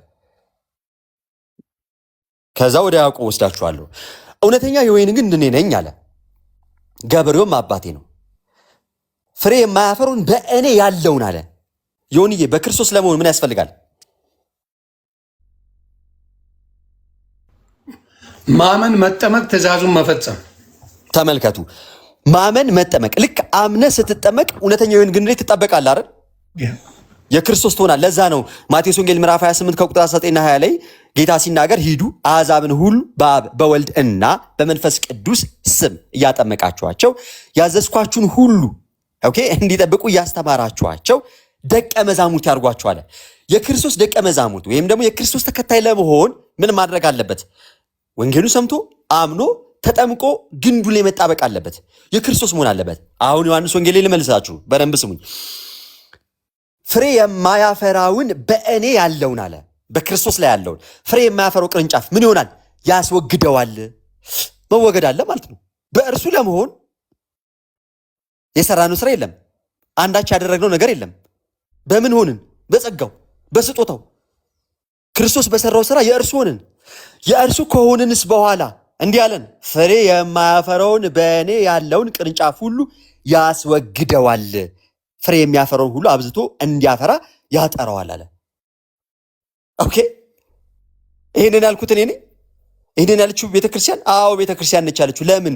መጽሐፍ ቅዱስ በግልጥ ስላስቀመጠው። ይህንን ቃል የተናገረው ማን ነው? ጌታ ራሱ። ኦኬ፣ ከዛ በኋላ እንድናለን እንላለን። ማቴዎስ ወንጌል ምዕራፍ 24 ላይ ዮኒዬ ብታነብልኝ ደስ ይለኛል። ምዕራፍ 24 ቁጥር 13 ላይ የማቴዎስ ወንጌል ምዕራፍ 24 ቁጥር 13 ላይ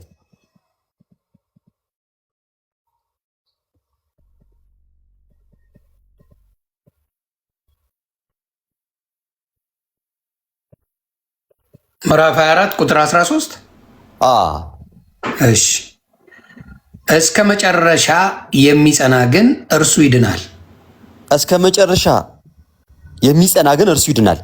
የሚድነው ምን ያደረገ ነው? ዮኒዬ የጸና። ኦኬ፣ ያዕቆብ መልእክት ምዕራፍ 2 ላይ ቅዱስ ያዕቆብ እንደዚህ ይነግረናል። የያዕቆብ መልእክት ምዕራፍ 2 ከቁጥር 14 ጀምሮ እንደዚህ ይናገራል። ወንድሞች ሆይ እምነት አለኝ የሚል ተመልከቱ። ምን አለኝ ይላል?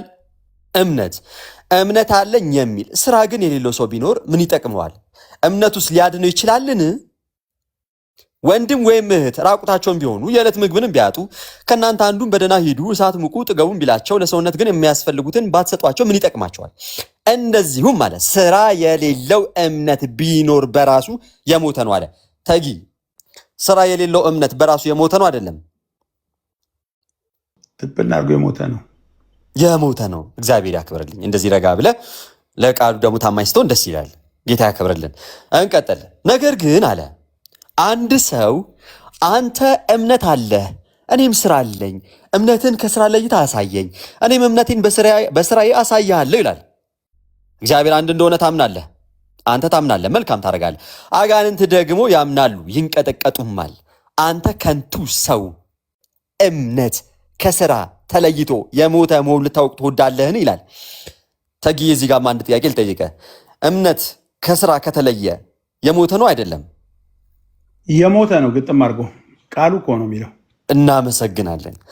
አባታችን አብርሃም ልጁን ይስሐቅን በመሰዊያው ባቀረበ ጊዜ በስራ የጸደቀ አልነበረምን አለ። አባታችን አብርሃም ልጁን በመሰዊያው ባቀረበ ጊዜ በስራ እንደጸደቀ ይናገራል። ይህን ቃል ትቀበለዋለህ? በደንብ አድርጌ ነው የምቀበለው። ቀጥል። እግዚአብሔር ያክብርልን። ምን ይባላል መሰለህ? ይሄኛው ግን የመዳን እምነት ይባላል። ቀጥልሽ። እሺ ቀይ እንደ አሁን አስጨርሰኝና እናወራለን።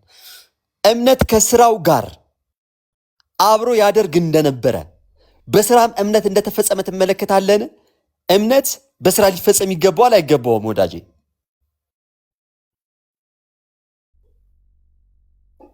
ያ ልክ ነው። ቀጥል። በጣም ጥሩ። መጽሐፍም አብርሃም እግዚአብሔርን አመነ ጽድቅም ሆኖ ተቆጠረለት ያለው ተፈጸመ፣ የእግዚአብሔር ወዳጅ ተባለ። አሁን እዚህ ጋር ትንሽ ላንተ የምትጎረብጥህን ጥቅስ ላነባት ነው። ቁጥር 24 ላይ እንደዚህ ይላል፣ ሰው በእምነት ብቻ ሳይሆን አንድ ቦታ ላይ ነው ብታምኑም ባታምኑ በእምነት ብቻ ተብሎ የተገለጠው። እርሱስ ያድናል ሊል የተገለጠው ኖ አይደለም። እንዲህ ይላል፣ ሰው በእምነት ብቻ ሳይሆን በስራ እንዲጸድቅ ታያላችሁ አለ። በእምነት ብቻ ይጸደቃል? እሱን ጥቅስ ፈልገዋለሁ። ና ለሌላ ቀን ጥብሴ ነው። ያዕቆብ መልእክት ምዕራፍ 2 ቁጥር 24 ላይ በደንብ ስሙ። ያዕቆብ መልእክት ምዕራፍ 2 ቁጥር 24።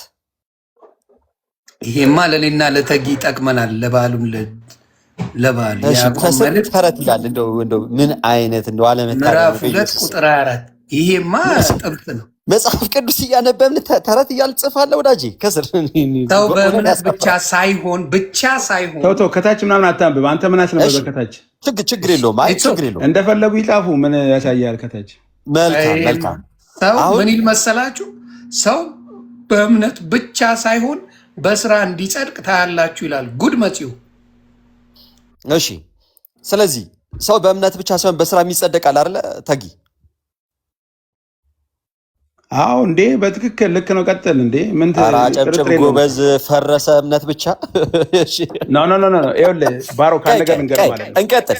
ይኸውልህ አንድ ነገር ልንገርህ። አሁን እምነት ብቻ ፈረሰ ካልክ ማለት ነው እዚህ ጋር አንድ ነገር ልንገርህ ማለት ነው። ጢሞቴዎስ ምዕራፍ 1 ላይ ብቻ ስንት አይነት እምነቶች ተጠቅሰዋል? ሐዋርያ ጳውሎስ ስንት አይነት እምነት ጠቅሷል? እዚህ ላይ የሚያወራው እምነት የትኛውን እምነት ነው እያወራ ያለው? አየኸው? እምነት ማለት ምንድን ነው? ይሄኛው እምነት፣ ያኛው እምነት፣ ይሄኛው እምነት እየተባለ የሚጠቀሰው ነው። እዚህ ጋር እምነት ብቻ እየተባለው ኢኒሻል ፌዝ አይደለም እዚህ ጋር እያወራ ያለው። ባሮክ አጨብጭቡ ብላ አፈረስከው።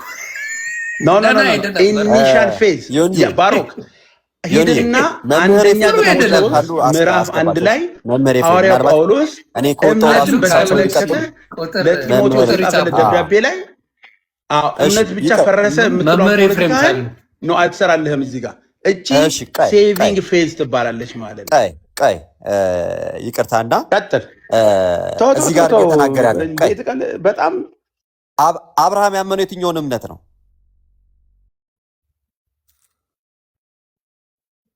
መምህር ኤፍሬም ካሉ ቁጥር እሳቸው ይምጡ። ቅድም ደግሞ እንደው በእንትን ስም ታበላለህ ምናምን ሲል ሲናገር ነበርና ጌታ ምን ሲመጣ ምን እንደሚጠይቀንና እኛ በተክለ ሃይማኖት ስም ብናበላ በቅዱሳኑ ስም ብናጠጣ ለምን እንደሆነ መጽሐፍ ቅዱሳዊ ጥቅስ እሰጣችኋለሁ። ተመልከቱ። እኛ ስናደርግ እያንዳንዱ ነገር መጽሐፍ ቅዱስ ካደረገው ወይም መጽሐፍ ቅዱስ ካሳየን ውጭ አንወጣም። ምክንያቱም በክርስቶስ ትምህርት የማይኖር በራሱ ምን የለውም፣ አምላክ የለውም። በክርስቶስ ትምህርት የሚኖር ግን አብና ወልድስ እንኳን አሉት ይላል። ሁለተኛ ዮሐንስ 1 ብቻ ምዕራፍ ባለችው ክፍል ላይ ቁጥር 9 ላይ ይላል፣ በክርስቶስ ትምህርት ለማይኖር አምላክ የለውም፣ በክርስቶስ ትምህርት ለሚኖር ግን አብና ወልድስ እንኳን አሉት።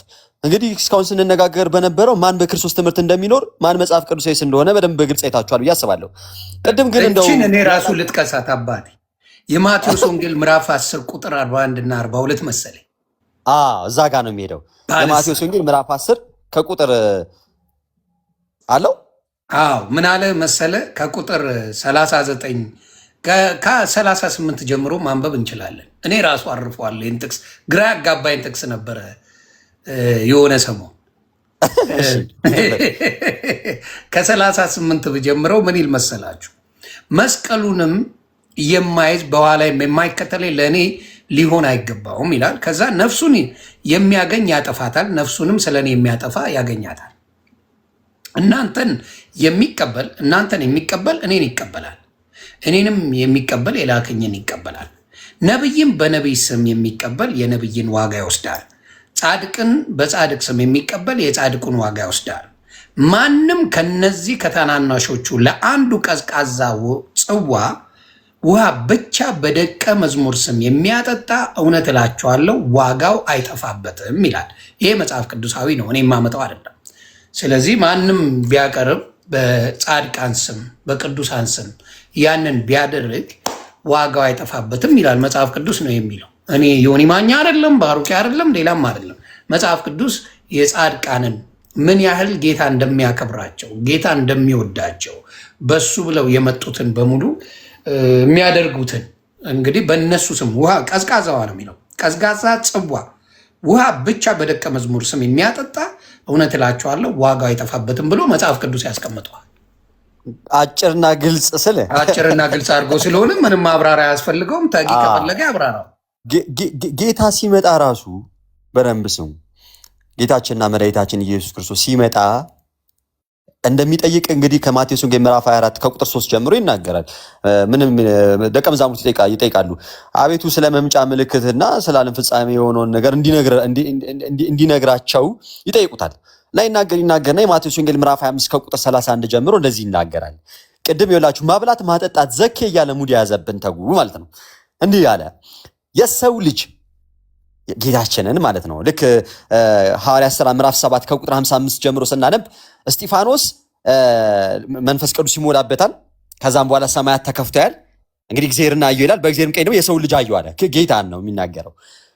የሰው ልጅ አለ ማቴዎስ ወንጌል ምዕራፍ 25 ቁጥር 31 ላይ በክብር የሰው ልጅ በክብሩ በሚመጣበት ጊዜ ከእርሱም ጋር ቅዱሳን መላእክቱ ሁሉ በዚያን ጊዜ በክብሩ ዙፋን ይቀመጣል። አሕዛብም ሁሉ በፊቱ ይሰበሰባሉ። እረኛም የበጎች እረኛ የኛ ጌታ ማለት ነው። እረኛም በጎችን ከፍየሎች እንደሚለይ እርስ በርሳቸው ይለያቸዋል። በጎችን በቀኙ ፍየሎችንም በግራ ያቆማቸዋል። ንጉሡም በቀኝ ያሉትን እንዲህ ይላቸዋል፣ እናንተ የአባቴ ብሩካን ኑ፣ ዓለም ከተፈጠረበት ጊዜ ጀምሮ የተዘጋጀላችሁን መንግስት ውረሱ። ዓለም ከተፈጠረ ጀምሮ የተዘጋጀልን መንግስት አለ። ጌታችን የሚሄደው ስፍራ ላይ ያዘጋጀልን ነው። ወዳዘጋጀልንም ስፍራ ደግሞ ይወስደናል። ሲወሰድ ወዳዘጋጀን ስፍራ የሚሄዱት ግን እነማን ናቸው ሲባል በቀኝ የሚቆሙት ምን የሚባሉት በጎች። እርሱ ምን የሚላቸው የአባቴ ብሩካን ብሎ የሚላቸው። ኦኬ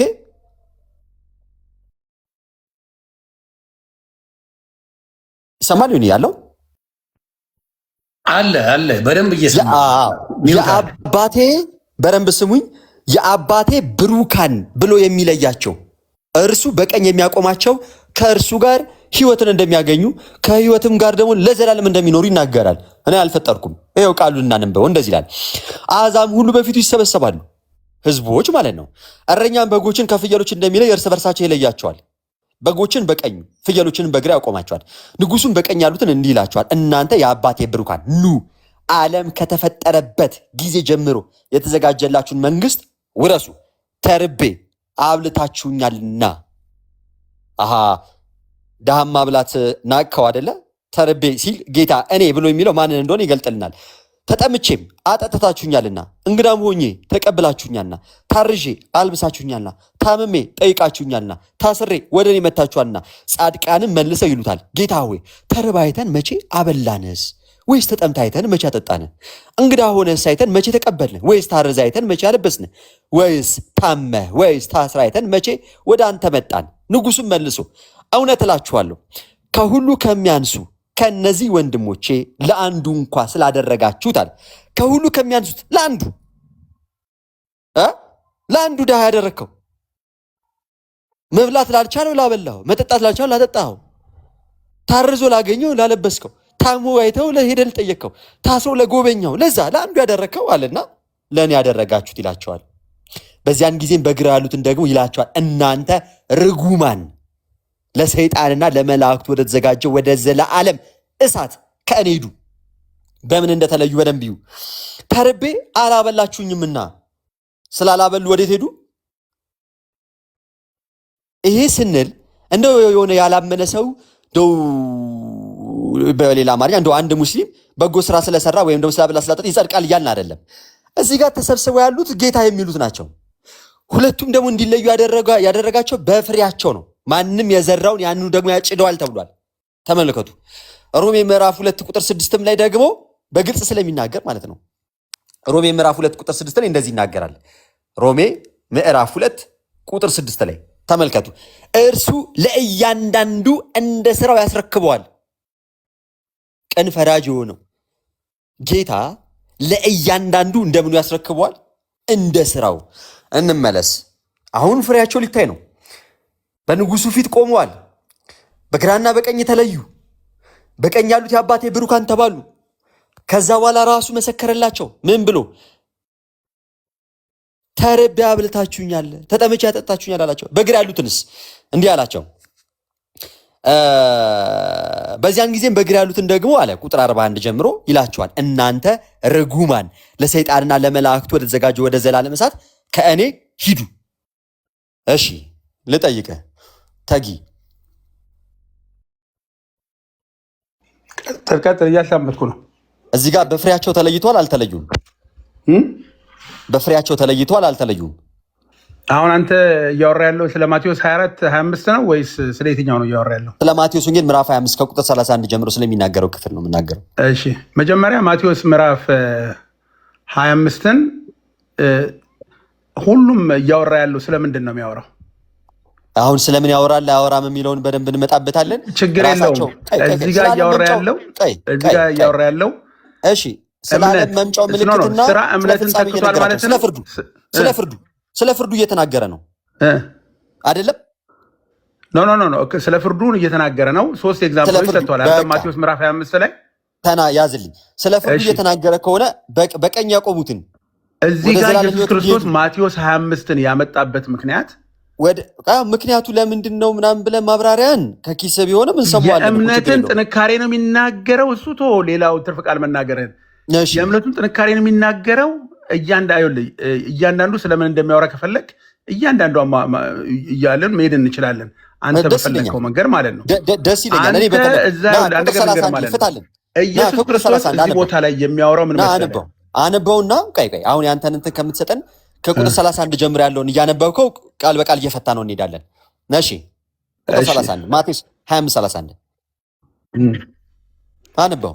እሺ ማቴዎስ ምዕራፍ 31 ምዕራፍ 31 ሳይሆን ክርስቶስ በክብር መምጣቱን ይናገራል። ምዕራፍ 25 ቁጥር 31 ኦኬ። ምዕራፍ 25 ቁጥር 31 እሺ የለውም ብዬ ነው። ማቴዎስ ወንጌል ምዕራፍ 31 ጨራሽ የለውም ብዬ ነው። ይቅርታ። እሺ እዚህ ጋር እንምጣ። ኖ ምዕራፍ 25 ቁጥር 31 ነው። እኔ ችግር የለውም። አንተ ስላልክን 31 ይድላለሁ እንዴ? ዳጸ ልሳን ነው። ምዕራፍ 31 ስላልክ ነው። ምንም ችግር የለውም። ይሄን እኮ እንተሳሰባለን እናንተ።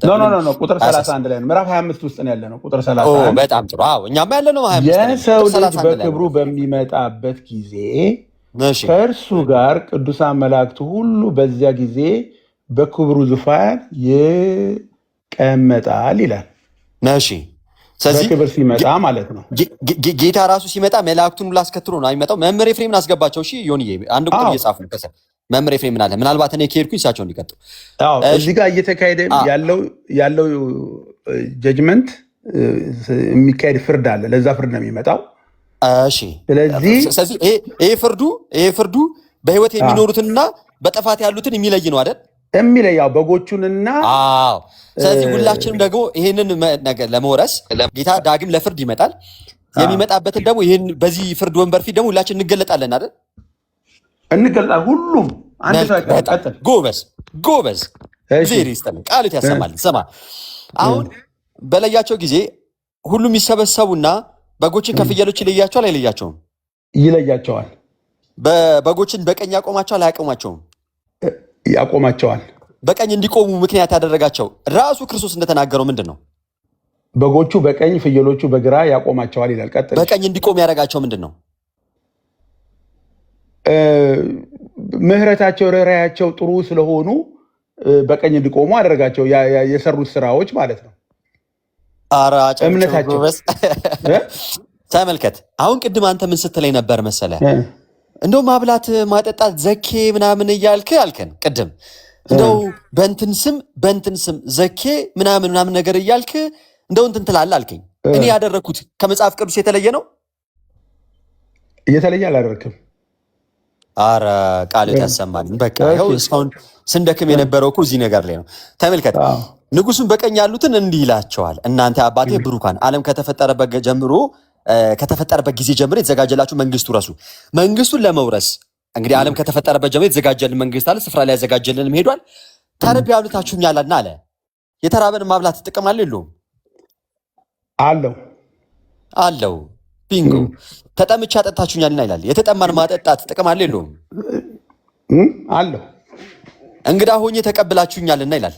እንግዳ የሆነውን በቤታችን ተቀብለን ማስተናገድ ጥቅም አለው የለውም? አለው። ታርዤ አልብሳችሁኛልና አለ። ስለዚህ የተራቆተን ሰው ማልበስ ጥቅም አለው የለውም? አለው። ቅድም ግን ምን እያልከን ነበረ? እምነት ብቻ አንድ ሰው ካመነ በኋላ ድህነቱ አይወሰድበትም ስትለኝ ነበር። ድህነቱ አይወሰድበትም ብለኝ ነበር። 37 እስከ 39 ደግሞ ኢየሱስ ክርስቶስ እሺ እነሱን ያየበትን ምህረት ነው እዚጋ የሚያሳየ። እነሱ ግን ትክክለኛ ማንነታቸውን ምን ብለው ገለጹ? ከ39 ጀምሮ ምን አሉ? በደስታ በጣም እንደውም የምወደው እንደውም ከዚህ በፊት አውርተንበታል ከአንድ ፕሮፌት ጋር። እሺ በደንብ ሰማኝ። ምን ይላል? ጻድቃንም ከቁጥር 37 አይደል ያልከው? ለምን እንደዛ እንደሚሉት ላስረዳ። ተመልከቱ። አስቀድሞ ቁጥር 35 ላይ ተርቤ እያለ የተራበውን አካል ራሱን እያደረገ ይናገራል ጌታ። ይሁንዬ ግልጽ ነው አይደል? የአማርኛ በደንብ ስሙ። ተርቤ አብልታችሁኛልና ተጠምቼ እያለ የዛ ባለቤት ራሱን እያደረገ ይናገራል። ማን? ጌታችንና መድኃኒታችን ኢየሱስ ክርስቶስ። አሁን ቁጥር 37 ጋር እንምጣ። ጻድቃንን መልሰው ይሉታል፣ ጌታ ሆይ ተርበህ አይተንህ። ሊትራሊ አንተ ተርበህ አይተንህ ማንን? ጌታን ክርስቶስን አይተን መቼ አበላንህ ነው እያሉት ያሉት። ከዛስ ወይስ ተጠምተህ አይተን መቼ አጠጣን? እንግዳስ ሆነ አይተን ማለትም ቤት አጣው አስገቡኝ እያልክ መተህ መቼ ጠይቀን እኛን ተናስገባን እያሉት ነው። ቀጠለ። ወይስ ታመህ ወይስ ታስረህ? ክርስቶስ ታስሮ በገባ እንደው ክርስቶስ እኮ ታስሯል እንደው ሄደን እናስፈተው ብሎ አስፈትተውት ነው አይደለም? እየተናገረ ያለው ስለምንድን ነው? ታስራ አይተን መቼ ወደ አንተ መጣን አሉት። አሁን ቀጠልና 40 ላይ ጌታችንና መድኃኒታችን ኢየሱስ ክርስቶስ ይህንንም ቃል እየተናገረ ያለው ራሱ ነው። እንዲህ አለ፣ ንጉሱ መልሶ እውነት እላችኋለሁ አለና ከሁሉ ከሚያንሱ አለ። ተመልከቱ፣ ከሁሉ ከሚያንሱ ማለት ተርቦ ያያያው ስላነሰ ነው። ተጠምቶ ያያያው ስላነሰ፣ ታረዞ ያዘ በራሱ ማድረግ ስላልቻለ ነው። ኦኬ፣ ለዛም ነው የተራቆተው፣ ለዛም ነው የተራበው፣ ለዛም ነው ስደተኛ የሆነው፣ ለዛም ነው የታመመው ምናምን። ተመልከት፣ እውነት እላችኋለሁ አለና በነገራችን ላይ ጌታ እውነት እላችኋለሁ እያለ የሚናገራቸው ከባባድ ቃላቶች ናቸው።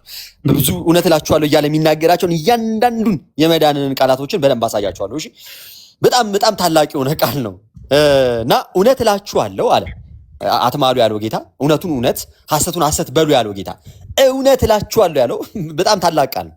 እንዲህ አለ፣ ከሁሉ ከሚያንሱ ከእነዚህ ወንድሞቼ ለአንዱ እንኳን ስላደረጋችሁት ለእኔ ያደረጋችሁት ይላችኋል። ተመልከቱ ንጽጽሩ። አሁን እነርሱ ለምንድን ነው አንተን መቼ አይተን ሲሉት እኔ ብለው ሲናገር ስለነበረ ነው። ግልጽ ነው አይደል? ይሁን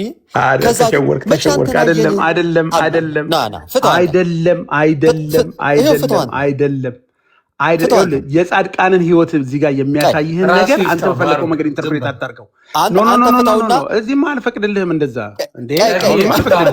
አንተ ትፈታውና ከዛ ቅዱስ ጳውሎስ ጋር ወስዳለሁ ሐዋርያት ሥራ ምዕራፍ 2 ላይ እነሱ ጻድቃኖቹ እየተጫጩ አይደለም። አንተ በምትፈታው ነገር ልክ አይደለም። በጣም ከይቅርታ ጋር ታላቅ መምህርም አሉ። ደስ አይልም መጫጫችን።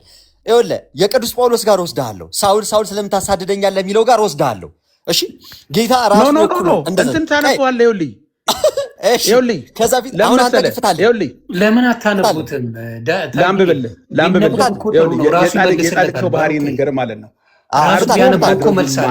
መልሱ ራሱ ጋር አለ። ባሮክ ፍታልን ወንድሜ፣ አዳምጠኛ። ጻድቃኖቹ እያሉ ያሉት ተግዬ ይቅርታና እንድታወራ እኔ እሰጥሃለሁ። እጅግ በጣም ከይቅርታ ጋር እንደው በጣም ይቅርታ ታላቅም ኮንክ ካንተ ጋር እየተመላለስኩ ሲሆን ምናልባት የጌታ ቃል ላይ ስተት ስለተናገር ተው ብንተራረም ብዬ ከማሰብ አንፃር ነው እንጂ ታላቅም ኮንክ በጣም ይቅርታ። ታላቅ ነኝ ዮናስ ታላቅ ስለሆንኩ ታላቅ ነኝ። ምን እናድርግ መሰለህ ተግዬ ይቅርታና ምን ታደርጋለህ? እያነበብክ ቃሉን ታነብና ትፈታልናለህ። እኔ እያነበብኩ እየፈታው ነበር። ይሄ ነገር ትክክል አይደለም ካልከን ኦኬ ከመጣሽ አይደለም የሚባለው አምጥተኸዋል። ስለዚህ አንብልና ማቴዎስ ወንጌል ምዕራፍ 25 ከቁጥር 39 ብለን የለ አንብቦና 37 ሂድ አንብቦ። ጻድቃንም መልሰው ይሉታል ይላል። እሺ ጌታ ሆይ አሁን እነሱ ጌታ ሆይ ተርበህ አይተን መቼ አበላንህስ? ወይስ ተጠምተህ አይተን መቼ አጠጣንህ? ሲሉ ሊትራሊ እሱን እያሉት አይደለም። እንግዳ ሆነህስ አይተን መቼ ተቀበልን? ወይስ ታርዘህ አይተን መቼ አለበስን? እዚህ ጋር ወይስ ታመህ ወይስ ታስረህ አይተን መቼ ወደ አንተ መጣን? ይሄ አንደኛ ነገር እነኚህ ሰዎች ጻድቃን ተብለው በበግነት በቀኝ የተለዩት ገባ። በሁለተኛው ክርስቶስ ሲመጣ ያለውን ሁኔታ የሚያሳይ ስለሆነ እነኚህ ሰዎች ክርስቶስ እኮ አምላክ እንደሆነ የሚያውቁ ናቸው። አምላክ እንደማይታሰር ያውቃሉ። አምላክ እንደማይራብ ያውቃሉ። አምላክ እንደማይጠማ ያውቃሉ።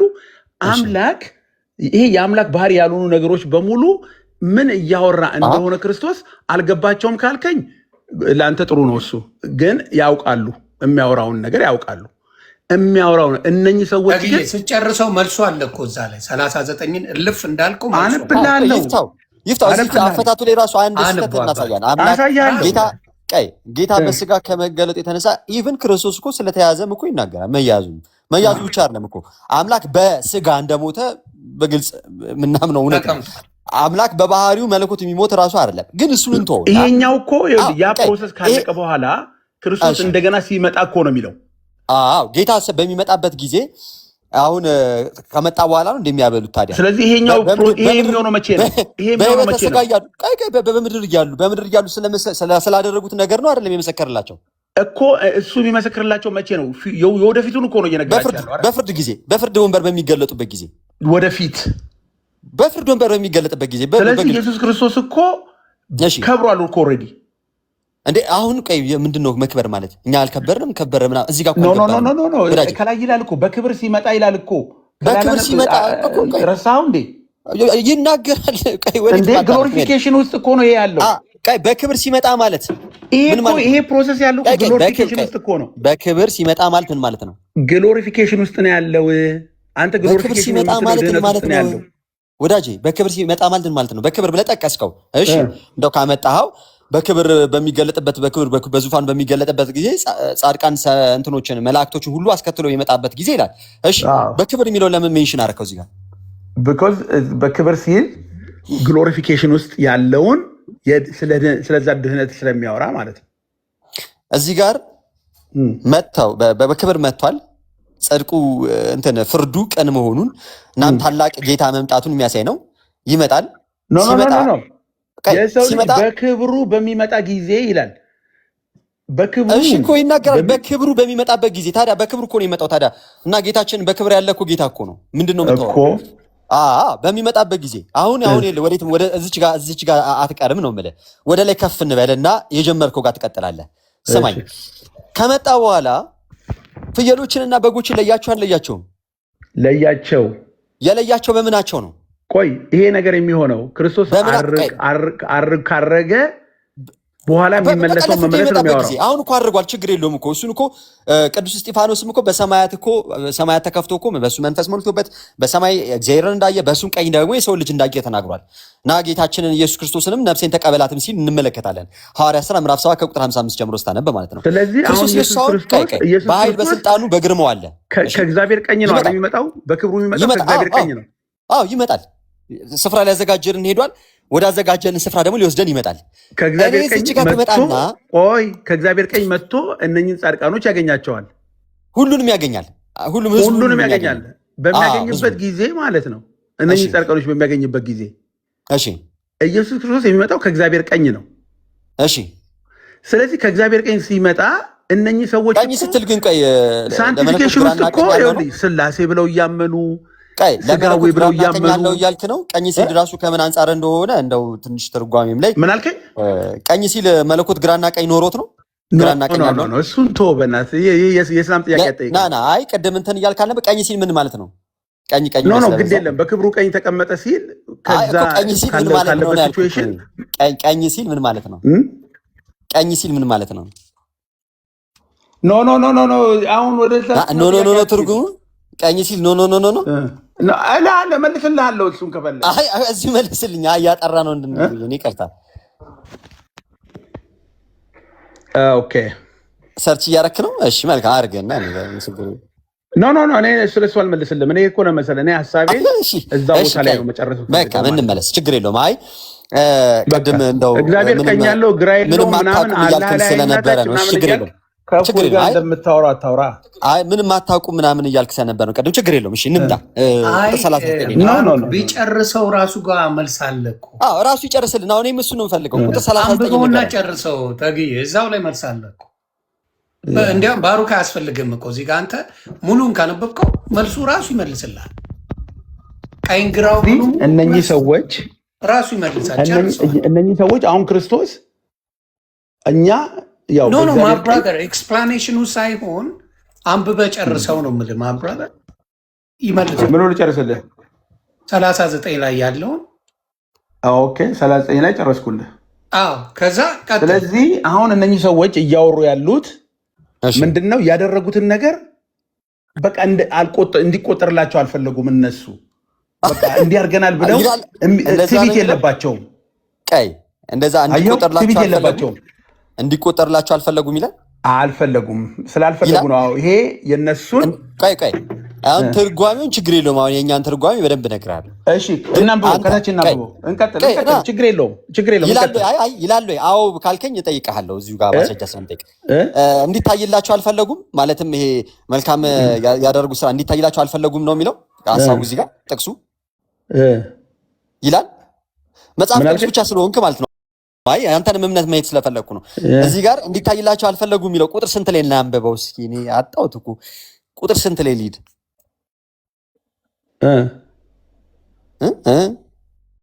እሺ ቀጥላ። አይ አልፈለጉም የሚለውን ቁጥር ስንት ላይ እንሂድ ብዬ ነው ብትነግረን። እንደ እዚሁ ቦታ ላይ እኔ ሌላ ቦታ እናንተ እኮ ሌላ ጥቅስ ላይ አይደለም እዚሁ ጋር ጨርሰዋለሁ እኮ። አይ ጥቅሱን አይ መጽሐፍ ቅዱስ ብቻ ማይ ስለሆንክ ማለት ነው ተግዬ። እዚህ ጋር አንተ አሁን መረዳትክ መነሳት ያለበት ከዚሁ ስለሆነ አልፈለጉም የሚለውን ነገር አጣውትኝ። አነበብኩት አገላብጬ እንደው አልፈለጉም የሚለውን ነገር ግን አጣውት። እባክህ ማላስቸግርህ ከሆነ እስኪ አልፈለጉም ምንም ባያት እሱን እንዴት እንደምትረዳው ልንገርህ ማለት ነው። መረዳት ነው። እኮ ላሳያ እንደ ሁለተኛውን ግሩፕ ስታነበው በጎቹ ማለት ነው። ላንብብልና አዳምጠኝና ከአረፍተ ነገሮቹ ትረዳለህ ማለት ነው። እሺ ተግዬ ቀጥል። እሺ በዚያ ጊዜ በግራ ያሉትን ደግሞ ይላቸዋል ይላል፣ እናንተ እርጉማን ለሰይጣንና ለመላእክት ወደ ተዘጋጀው ወደ ዘላለም እሳት ከእኔ ሂዱ። ተርቤ አላበላችሁኝምና፣ ተጠምቼ አላጠጣችሁኝምና፣ እንግዳ ሆኜ አልተቀበላችሁኝምና ይላቸዋል። ታርዤ አላለበሳችሁኝምና፣ ታምሜ ታስሬ አልጠየቃችሁኝምና። እነርሱ ይላሉ ደግሞ ይመልሱና ጌታ ሆይ ልክ በቀኝ ቆመው እንደነበሩት ማለት ነው። በቀኝ የተናገሩትን ቃል ማለት ነው። አነጋገራቸውን ልዩነቱን ተመልከተው። እሺ ጌታ ሆይ ልዩነት አለው። እሺ ልዩነት አለው፣ በጣም ልዩነት አለው። እሺ ነገር በጣም ከባድ ልዩነት አለው። እሺ እንዴ ልዩነት ላይኖረው ይችላል? እሺ አንድ አይነት ነው እንትኑ። እሺ በቀኝ በኩል ያሉት ላደረጉት ነገር መቼ አደረግነው? ራሱ ጨርሳባት። አዎ አይ ሊይዘው ነው። እዚቹ ጋር መልሶ ስመለስ የምጠይቀው ጥያቄ ሳለ እንዲይዝልኝ ነው። በቀኝ በኩል ያሉት ተረባይተን መቼ አበላነ ነው የሚሉት ለማብላታቸው ስለመሰከሩለት። ምክንያቱም እኔ እያለ እየተናገረ ስለነበረ ቀጠሉና በግራ በኩል ደግሞ ያሉት መቼ አይተንክ አላበላንህም። ምክንያቱም የአምላክ ቃል እየወቀሳቸው ነው። ምን ስላላደረጉ ስላለማብላታቸው። አሁን የኔን ትርጉም ግን እዚች ጋር ያዝ እናድርገውና ቀድም ስለተረጎምኩት አንተ እስኪ አሁን ሂድበት እስኪ ዘግበን። እሺ እነርሱም ይሉታል ይላል። ቶኖ ልዩነቱን ተመልከት። ጌታ ሆይ ተርበህ ወይስ ተጠምተህ ወይስ እንግዳ ሆነ ወይስ ታርዘ ወይስ ታመህ ወይስ ታስረ መቼ አይተን አላገለገልንህም ይሉታል። አየው፣ እነኚህ አላገለገልንህም ነው የሚሉት። ለምንድን ነው በቤቱ ምንም ለእግዚአብሔር ማብላት ማጠጣት ምናምን የሚባለው ነገር እኮ ምንድን ነው? በቃ አገልግሎት ይቀድማል። የእግዚአብሔርን ነገር መስራት ይቀድማል። እነሱ የእግዚአብሔርን ነገር ያልሰሩ ካዲዎች እኮ ብሏቸዋል። እነሱ ማመኑ አላገለገልንህም። ለምን? ኧረ እባክህ ጥያቄ ነው እየጠየቁ ያሉት። እኔ እንዴት እየተረጎምኩ ነው? አላደረግንም ብለው ኮንፌስ እያደረጉ እኮ አይደለም። ይሄ ግልጽ ነው እኮ። ይሄውን 44ን አነበው። ጥያቄ ምልክትም ይብን አለ ወዳጄ። እባክህ እነሱ ምናቸው ነው እያሳዩ ያለሁት? አዎ ከይቅርታ ጋር ማለት ነው። እኔ ምናልባት ሁለታችንም ተመሳሳይ መጽሐፍ ቅዱስ ይዘን የምናነባው ከሆነ እንደው መጽሐፍ ቅዱሱ በግልጽ እዚህ ጋር ስለሚያሳይ ክፍልም ያሉት ይታዘባል። በደንብ አነበው። እንዲህ ነው የሚለው። ይኸውልህ እነርሱም ደግሞ ይመልሱና አስቀድመው ምን አሉ? ይኸውልህ በቀኝ የቆሙት ምን አሉ? አስቀድመው የነበሩት ማለት ነው። ጻድቃን መልሰው ይሉታል፣ ጌታ ሆይ ተርበህ አይተን መቼ አበላንስ? እነዚህም እየጠየቁ ነው። ምክንያቱም እኔ እያለ እየተናገረ ነው ማለት የእነሱን አባባል ወይስ እሺ ቆይ ስማኝ፣ ወይስ ተጠምተህ አይተን መቼ አጠጣን? እንግዳ ሆነስ መቼ ተቀበልን? ወይስ ታርዘህ አይተን መቼ አለበስን? ወይስ ታመህ ወይስ ታስረህ አይተን መቼ ወደ አንተ መጣን? ብለው ጥያቄ ነው የሚጠይቁት አይደል? እሺ አገለገልንህ አላገለገልንህም ብለዋል። አላገለገልንህም ነው እያሉት ያሉት እዚህ ጋር ጻድቃን የተባሉት ስላገለገሉት ስለሆነ አገልግለናል ሲላሉ ማገልገላቸውን ያውቃሉ። አገልግለናል ሲላሉ ናና አሳየኝ። አገልግለናል ይላሉ አገልግለውታል አገልግሎታል አላገለግሉትም አለ። የኔ ጥያቄ ይቅርታ ወሬትም አላስኬድህም። ሀምብል ስለሆኑ ነው። በእናትህ ባሮክዬ ሀምብል ስለሆኑ ነው። ይስማማለሁ እኮ ባይዜ ሀምብልማ ናቸው። ሀምብል በቃ እኮ ያኮ ነው ደስ የሚለው። ችግር የለውም። አሁን አንተ ለተናገርከው ግን ቃል ግን እሺ፣ አሁን እዚች ጋር እመጣለሁ። ይሄ ደስ ትላለች። ጥሩ ነው፣ ይቀጥል። ሀምብሎች ናቸው። እሺ፣ አሁን እዚህ ጋር በቀኝ በኩል ያሉትም እንግዳ ሆነህስ አይተን መቼ ተቀበልንህ ያሉት ጥያቄ ነው አይደል? የሚጠይቁት ጥያቄ ነው አይደል? ያዘልኝችን አሁን ቁጥር 44 ላይ እንምጣ። እነርሱም ደግሞ ይመለሱና ጌታ ሆይ ተርበህ ወይስ ተጠምተህ ወይስ እንግዳ ሆነ ወይስ ታርዘህ ወይስ ታመህ ወይስ ታስረህ መቼ አይተን አላገለገልንህም ብለው ጥያቄ ነው አይደለም? አላገለገልንህም ነው እኮ ጥያቄ ነው አይደለም? ጥያቄ ነው አይደለም? ጥያቄ ነው። ቀጥል። የቀደም ግን እንደዛ አልነበረም ያልከን። መልካም። አሁን ፍቹ እኔ ስህተቷን ከስር ላረመ ብዬ ነው የእግዚአብሔር ቃል ላይ ስለሆነ ወይ ጉድ መሳሳታችን ጥሩ ስለማይሆን አሁን ቀጥል። እሺ እንቋጨውና ይሄንን ክፍል መመሪያ ኤፍሬምም ስላሉ እኔም ደግሞ እንደወጣ ያው ከቀደም ጀምሮ ጥምቀትንም አምነህልናል። ሰውም ደግሞ ማመን መጠመቅ ያስፈልገዋል ብለሃል። በበጎ ስራ ካልጸና ይቆረጣልን ብለሃል። ጥሩ ነው። እንደዚህ መተማመኑ ደስ ይላል። አንድ ጥያቄ ልጠይቅህ፣ አንድ ነገር ስለተናገርክ ማለት ነው። ቀደም በቀኝ በኩል ያቆሙት እሱ ባወቀው እንደመሰከረላቸው የተራበን አበልተዋል፣ የተጠማን አጠጥተዋል። አላጠጡም? አጠጥተዋል። ማብላት ማጠጣታቸው ዋጋ ሰጥቷቸዋል? አልሰጣቸውም? አሰጥቷቸዋል። እሺ ባለማብላታቸው ባለማጠጣታቸው ወደ ዘላለም እሳት ለዘላለም በሚሆነው ወደ ዘላለም ቅጣት እንዲገቡ አድርጓቸዋል? አላረጋቸውም? ባለማብላታቸው አይደለም ባለማገልገላቸው ነው። አንዴ እሺ ቃሉ ላይ ሊይዝ ነው። እምነት ስለሌላቸው ስላላመኑ ነው። ያላመኑ ናቸው እነዚህ። በጣም ጥሩ ስሙ፣ በደንብ ያላመኑ ናቸው ብሏል። በደንብ ስሙ። ሰው ሳያምን በስራ ይፈረድለታል? ሰው ስላላመነ ብቻ በስራ ይፈረድለታል? ሙስሊሞች የተራበ ስላበሉ ይጸድቃሉ ወይ? ምክንያቱም እዚህ ጋር አላበላችሁም ነው ያላቸው፣ አላጠጣችሁም ነው ያላቸው። ስላላመኑ ባለማብላታቸው ይጸድቃሉ? በማብላታቸው። ምክንያቱም እዚህ ጋር ያላመኑ ናቸው ስላልከኝ፣ ሳያምኑ በማብላታቸው ይጸድቃሉ? ይኸውልህ እነኚህ ሰዎች ይኸውልህ ከታች እነኚህ ፍየሎቹ የሚባሉት ማለት ነው ምን የሚያደርጉን ነገር ምን እንደሆነ ታውቃለህ? እሺ ይኸውልህ አሁን ለምሳሌ አንተ ኦርቶዶክስ ነህ አይደለም? እኔ ክርስቲያን ኦርቶዶክስ ነኝ። እውነት ኦርቶዶክስ ነህ። ከዛ በኋላ ለተክለ ሃይማኖት ብለህ ዝክር ትዘክርና እዛው ቤተክርስቲያን ሄደ እርስ በራስ የምትበላው ከሆነ ምን እያረከው ነው ማለት ነው? አላበላህም፣ ድሃን አይደለም። እኔ አሁን እዚህ ቃሉ ላይ እንምጣና በእርስ በርስ ከበላኸው አሁን ደስ ይላል። እንደዚህ አሁን በእኛ ያምራል። አሁን በእኛ ያምራል እንደዚህ አይነት ነገር። ይኸውልህ ፍየሉ የሚለው ማለት ነው መልካም ስራ እየሰሩ እየመሰላቸው እንደ ኦርቶዶክስ አይነቶችን ሰዎች እኔ የፈለገ ነገር ይሁን በዚህ ነገር ላይ የሆነ ዝክር ሲዘከር መንገደኛውን ላይ እየመጣ ነው የሚበላው ወይስ እውነት ለራስ ነው? ኧረ ቆይ ችግር የለው ይሁን ማን ይበላዋል እኮ እኔ አዲስ አበባ እንነጋገር ተኖር አንድ ቀን እኔ እንደዛ አይነት ዝክር ሲዘከር ውጭ አይቻላቅም። ዝክር ተብሎ የሚበላው መንገደኛው ነው ይሁን የርዕሱ ከርዕሱ እንትን ሊልብን ነው። እኔም ጋር መሽቷል። ከሚስቴ ልታጣሉኝ ነው ቤተሰብ። እችን ቃል እናገርና በቃ ዮኒ ዝክር የሚበላው ቤተክርስቲያን ውስጥ ነው ወይስ ከቤተክርስቲያን ውጭ ነው? አሁን ቤተክርስቲያን አይደለም በነገራችን ላይ ዝክር የሚበላው አባቴ ቤተክርስቲያን ውስጥ ዳቦ የሚበላው እኔ ለታ ሰፈር መድኃኒዓለም ስኖር አንድ ቀን አይቻልም። ይቅርታና ቤተክርስቲያን አዳራሽ ውስጥ አንድ ቀን አይቻልም። አሁን አንተ እኮ ይሄንን የመጽሐፍ ቅዱስ ክፍል አላየኸውም ነበር። አሁን አሳየነ። ጥሩ ሆነ። ከይቅርታ ጋር አሁን ቤተክርስቲያን ውስጥ ሊዘከር ይችላል። አንዴ ልንወጣ እኮ ነው ወንድሜ። ቤተክርስቲያን ሊዘከር ይችላል። ቤተክርስቲያን በሚዘከር ሰዓት ላይ እዛ ጋር መጥቶ ነዲያን መብላት የማይችሉ የኔ ቢጤም እኮ ያለው እኮ እኛ ቤተክርስቲያን በር ላይ ነው። ግልጽ እኮ ነው።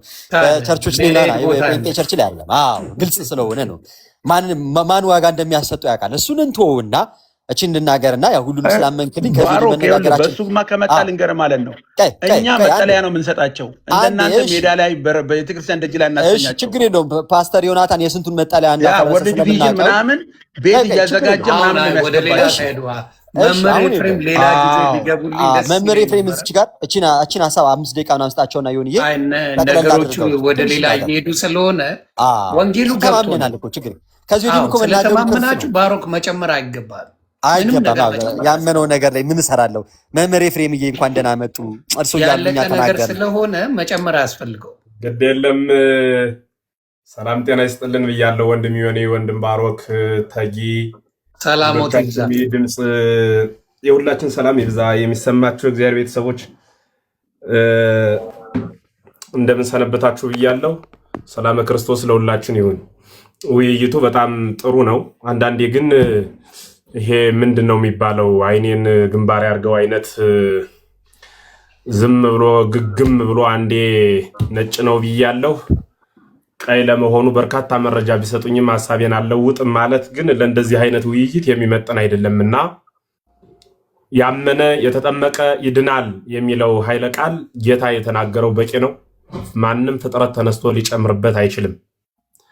የጌታ ቃሉ ያመነ የተጠመቀ ይድናል ነው ያለ። ከዚያ ደግሞ በዮሐንስ ወንጌል ደግሞ ሲናገር እመታፈቅሩን ይቀው ትእዛዜ የምትወዱ ከሆነ ትእዛዜን ጠብቁ ብሎ የተናገረ ጌታ ነው። የጌታ ትእዛዝ ደግሞ ምንድነው? ያመነ የተጠመቀ ይድናል ነው። ያመነ የዳነ ይጠመቃል ቢል ኑሮ እኛ ምን እንቀበላለን?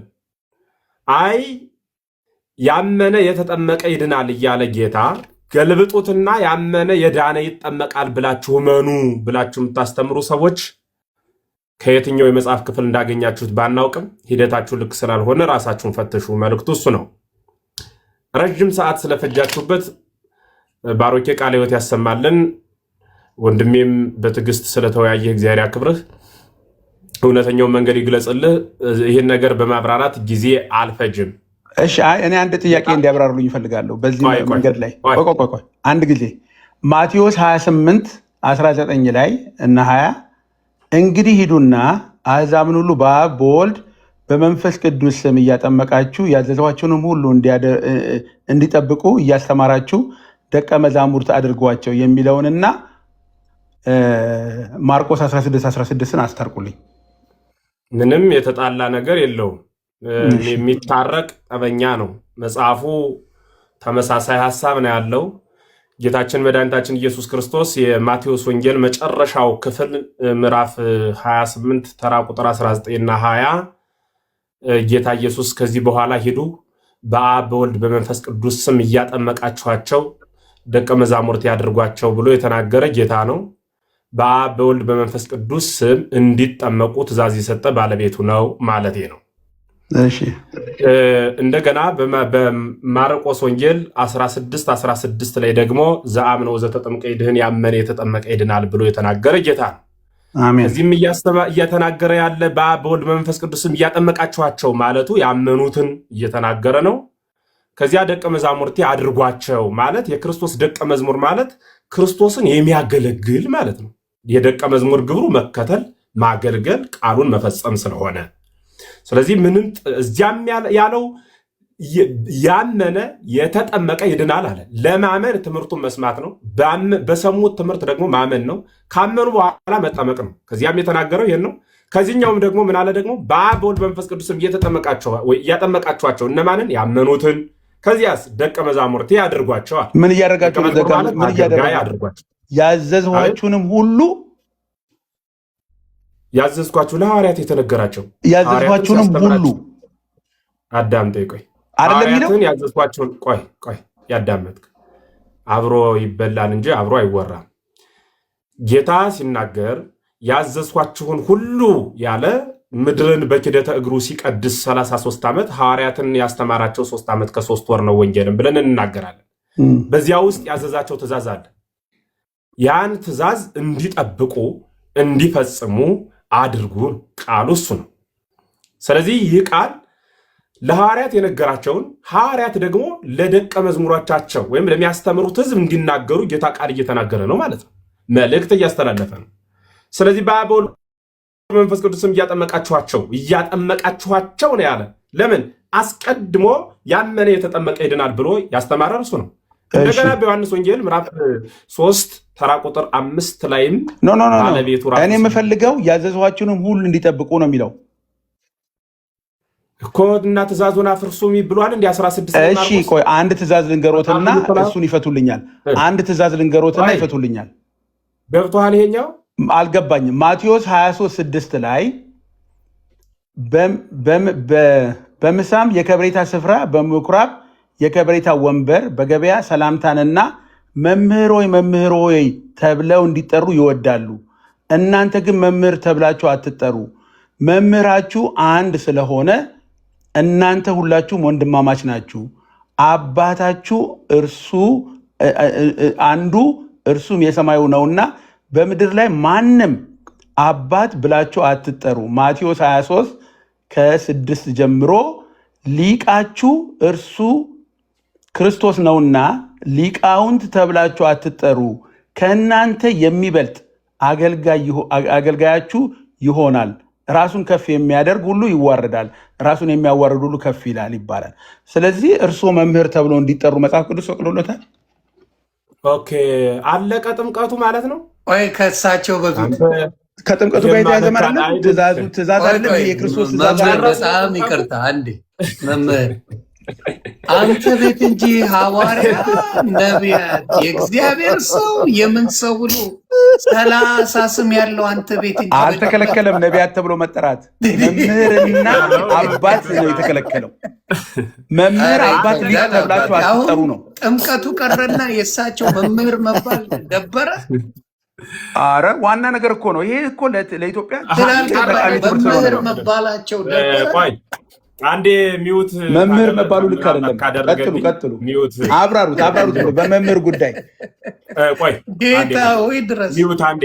ኦኬ ዮኒ በጣም ይቅር በለኝና አንድ ትንሽ ደቂቃ ልውሰድና ቃል ልናገር ማለት ነው። በአዲስ ኪዳን ማንንም አባት ብላችሁ አትጥሩ ተብሎ ከተነገረ ነቢይ ተብለው ይጠሩ ዘንድ ስልጣንን የሰጠ ማን ነው?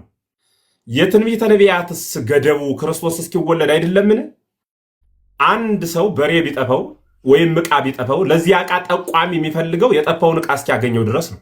የጠፋውን ዕቃ ካገኘ በኋላ ጠቋሚ አያስፈልግም። ካላስፈለገ በዘመነ ብሉይ መጦ ይወለድ ዘንድ ያለው ክርስቶስን ለመጠቆም ነቢያት ተነስተው ከኖሩ በሐዲስ ኪዳን መድኃኔ ዓለም ክርስቶስ ከድንግል ከተወለደ ዛሬ በሐዲስ ኪዳን በእናንተ ቤት ነቢይ ተብለው መጠራታቸው በየትኛው መጽሐፍ የተቀመጠ ነው?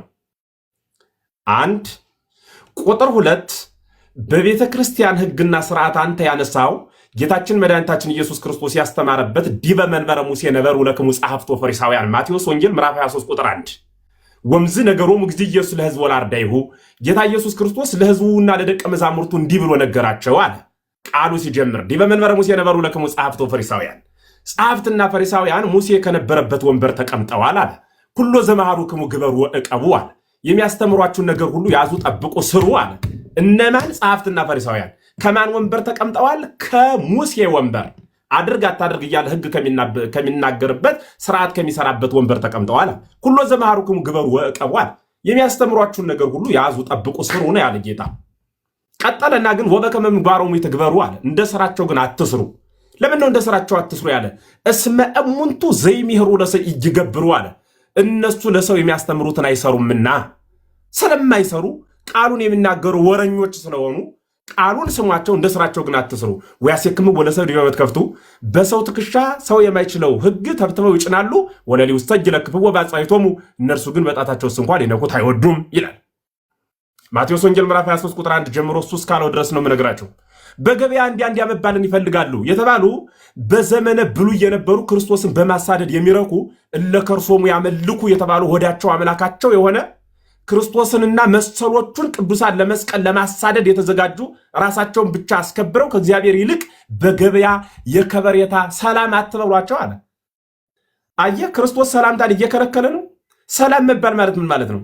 ዝቅ ተብሎ እንደ ጣዖት መሰገድን ለሚፈልጉ ስምንቱ ረበናት ለሚባሉ ለቤተ አይሁድ የተነገረ ነው። ታሪክን ጠንቅቆ ማወቅማ ደግ ነው። ማንንም አባት ትበሉ ክርስቶስ ብለህ አባትህን አቶ እያልሆነው አብረው ያደግ አባቴ አላልኸውም እንዴ? በስጋ ስላስገኘ እኮ አባቴ ብለዋል።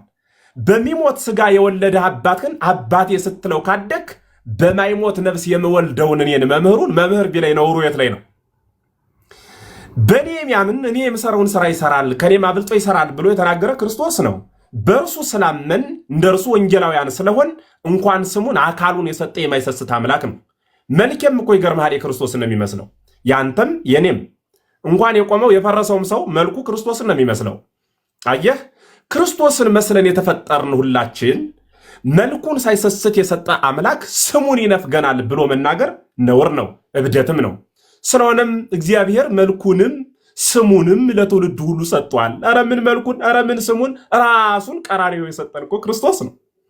ራሱን ቀራንዮ ላይ አውጥቶ እንካችሁ ብሉ፣ ይሄ ስጋዬ ነው፣ ስለ እናንተ የፈሰሰው ደሜ ነው ብሎ የሰጠ ክርስቶስ ለምንድን ነው በሱ ስም የተጠራችሁ ብሎ ስለ ነገረ ጥምቀት እያወሩ ቀጥታ ስም ላይ ወርዶ መምጣት? እኔ ይቅርታ አድርግልኝ፣ አሜሪካ ኑሮ ኢትዮጵያ ውስጥ መጥቶ በእንተ ማርያም ብሎ የመለመን ያክል ነው የምቆጥረው። ይሄ ከላይ ወደታች አንዴ ዘሎ የመፈጥፈጥ አይነት ስሜት ትክክል አይደለም።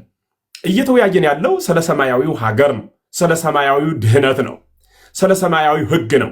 ሲቀጥል የኔ መምህር መባል አባቶቻችን በቀኖና የሰሩት እንጂ በዶግማ ያስቀመጡት ሕግ አይደለም። ይቀራል። ኤፍሬም ተብዬ ልጠራ እችላለሁ። አብሮ ከገሬ ጋር የተለጠፈ አይደለም። ስመ ተጸውዖ ነው። በነገራችን ላይ እግዚአብሔር አምላክ ነው። ፈጣሪ ስለሆነ ነው ዓለምን የፈጠረው።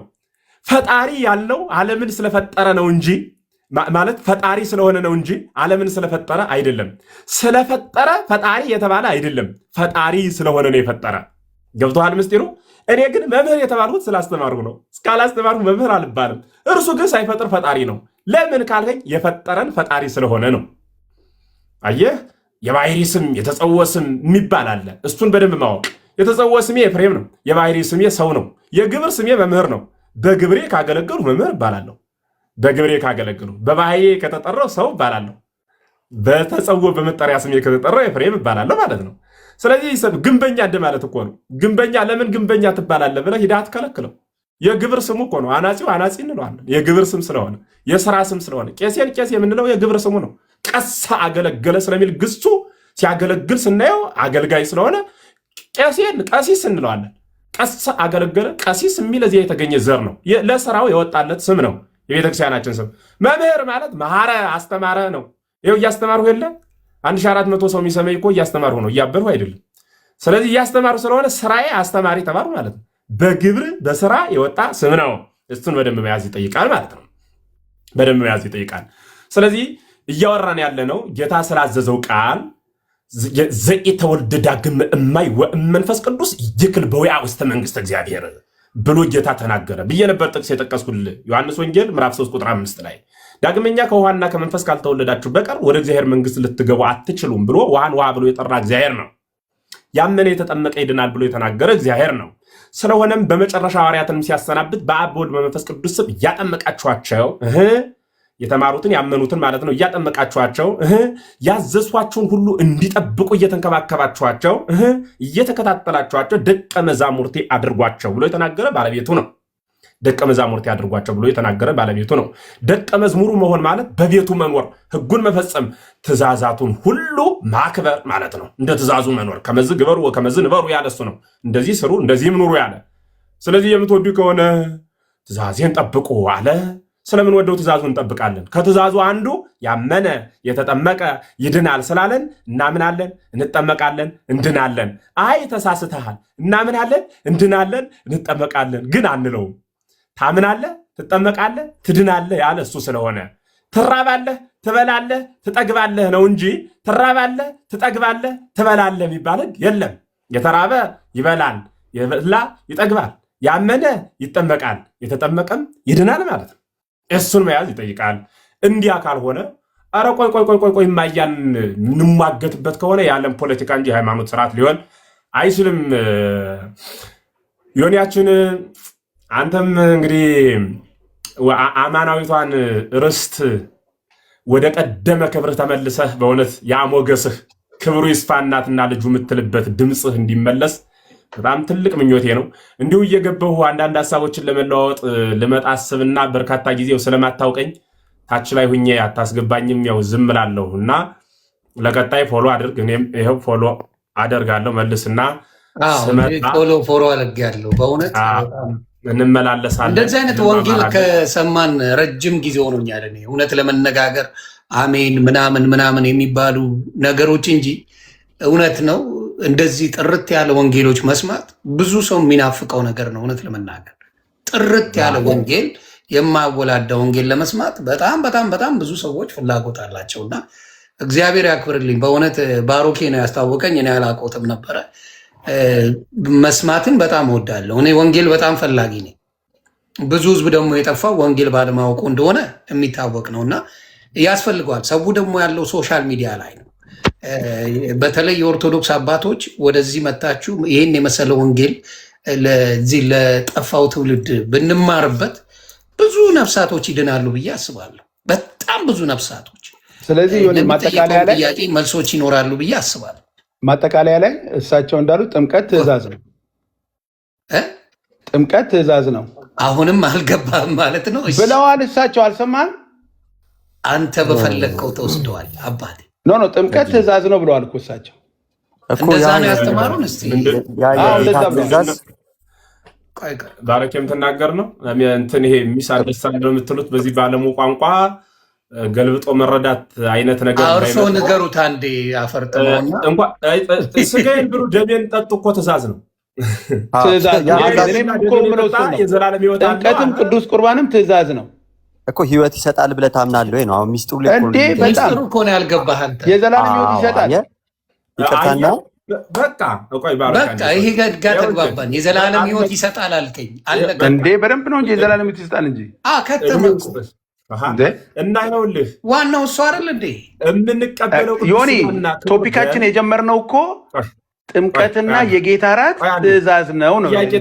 መልስ ሳይሰጥ ተባረካ የዘላለም ሕይወት ከሰጠ ታደርገዋለህ ማለት ነው። ለምን አይሰጥም? እድሜ ውስጥ በቃ እሱ ነው አለቀ። በቃ እሱ ነው ተግባባን። እና እንግዲህ ቅዱስ ሥጋውና ክቡር ደሙን የምንቀበለው ባለቤቱ ክርስቶስ አዝዞን ነው። ሳያዘን አይ ብለን ዘለን ገብተን ህገወጥ ሆነን ሰብረን ገብተን የምንቀበለው አይደለም። የምንጠመቀውም ኩልክሙ እለተጠመቅሙ ክርስቶስ ለበስክሙ ገላትያ ምዕራፍ 3 ቁጥር 27 የተጠመቃችሁ ሁላችሁ ክርስቶስን ለብሳችሁታል አለ። ያልተጠመቀ አልለበሰም ማለት ነው ግልባጩ። ስለዚህ ክርስቶስን ለመልበስ እንጠመቃለን። ማን አዞ ካልከኝ ባለቤቱ ክርስቶስ። የት ላይ ካልከኝ ዳግመኛ ከውሃና ከመንፈስ ያልተወለደ እግዚአብሔር መንግስት አያይም ብሎ የነገረን እርሱ ነው። ሐዋርያው ቅዱስ ጳውሎስም ተቀብሎ ነገረን።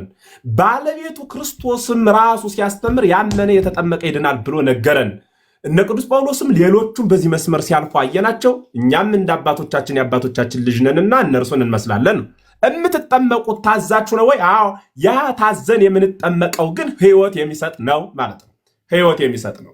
ለምሳሌ አሁንም ምግብ ላይ ልገባ ነው እንጂ ተነስ እንዳትሞት ምግብ ብላ ቢለኝ አንድ ዶክተር ተነስቼ ምግብ ብበላ ዶክተሩም ያዘዘኝ እኔም የምመገበው ምግቡ ህይወት እንደሚሆን ብርታት እንደሚሆን ያስነስቶ እንደሚያቆመኝ ስለማምን ነው።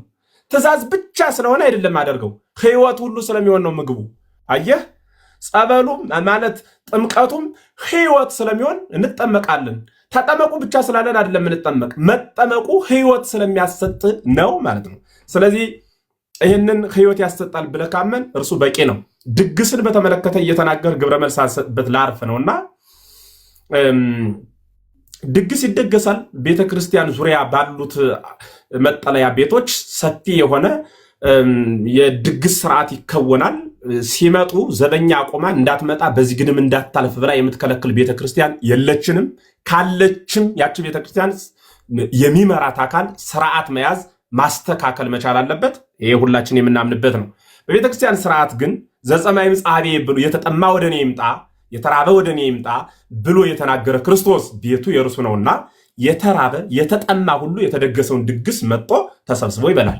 እኛ ህንፃ እንሰጣለን እናንተ ህንፃ አትሰጡም ብለህ ላልኸው ደግሞ ህንፃ ያው አንተ ደግሞ አቅም ከሌለን ግድ ህንፃ አልሰጠህምና የኔን መንግስት አትወርስም ብሎ ደግነቱ እግዚአብሔር ሕያው እንደ ሰው አይደለም መሐሪ ነውና በፎቅ መንግስተ ሰማያትን ገድቧት አልሄደም።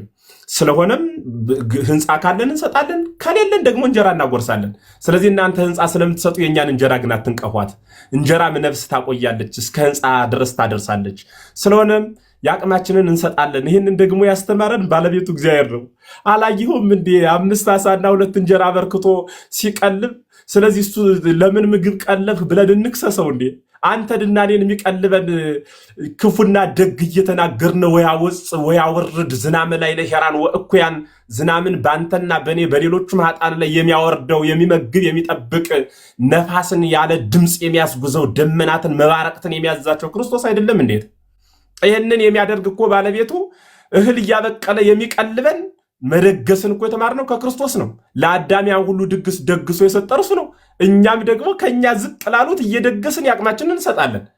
በዚያ ድግስ ሰክሮ መለያየት፣ መደባደብ፣ ያን ድግስ ሀብታምና ድሃ፣ ቀይና ጥቁር፣ አጭርና ረዥም መርጦ መስጠት ይሄ ነውር ነው። ዛሬም ነገም ከነገ በኋላም እናወግዛለን። ትክክል ያልሆነውን ልክ የሆነውን ድግሱን ደግሶ ለተራቡት ማብላት ለተጣሙት ማጠጣት ግን የነገረን ባለቤቱ ነው። እሱን እናደርገዋለን ማለት ነው። ግልጽ ነው ሀሳቤ። ከሆነ ድግስን መንቀፍ ክርስቶስን የመንቀፍ ያክል ስሜት ነው። ደጋሹ በአዲስ ኪዳን ዋና ደጋሹ ክርስቶስ ነው። እኛስ ያለንን ክርስቶስስ በአምላክነቱ የመለው ቢሆንም በሰውነቱ ግን ቤት ሳይኖረው ይደግስ ነበረ። ለቆናጽል ግበብ ቦሙ አለ። ለቀበሮች ጉድጓድ አላቸው። ወለአዕዋፈ ሰማይኒ ምጽላል ቦሙ ለሰማይ ወፎችም መጠጊያ አላቸው። ለወልደ እጓለ እመሕያው ሳልቦ ምስባክ ዘያሰምክ ርእሶ። የሰው ልጅ ክርስቶስ ግን ራሱን የሚያስጠጋበት የለውም አለ። አየህ፣ ቤት ሳይኖረው በራብ የሚሰቃዩት ቤት ያላቸውን ሁሉ ይመግብ ነበረ። ስለዚህ ያለው ይስጥ፣ የሌለው ለምን አልሰጠም ተብሎ አይከሰስም፣ አይወቀስም። አየህ እንጂ ድግስን አጀንዳ ተደርጎ ለምን እንዲህ አልተደረገም አይባልም። በቤተክርስቲያናችን ስርዓት ማመን፣ መጠመቅ፣ በዚያ ህይወት ጸንቶ መኖር፣ ትእዛዛትን መፈጸም ነው። መልካም ስራ ሲባል ብዙ ጊዜ በፕሮቴስታንቱ ዓለም ተቃውሞ የምታቀርበው ክፉን ነውና ጎራዴ አንስተን እንደባደብ እንዴት? መልካም ስራ ማለት እኮ ከሰዎች ጋር ሁሉ በሰላም ኑሩ የተባለውን ቃል መፈጸም ማለት እኮ ነው።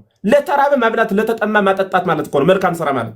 ያ ማለት ግን መንግስተ ሰማያት የምገበው የተራበ ስላበላው ነው መንግስተ ሰማያትን ያገኘዋት ብለን ደግሞ ያችን ዘላለማዊት ርስት በሚጠፋ እንጀራ አገኘናት ብለን የምንመካ ግን ደግሞ አይደለንም።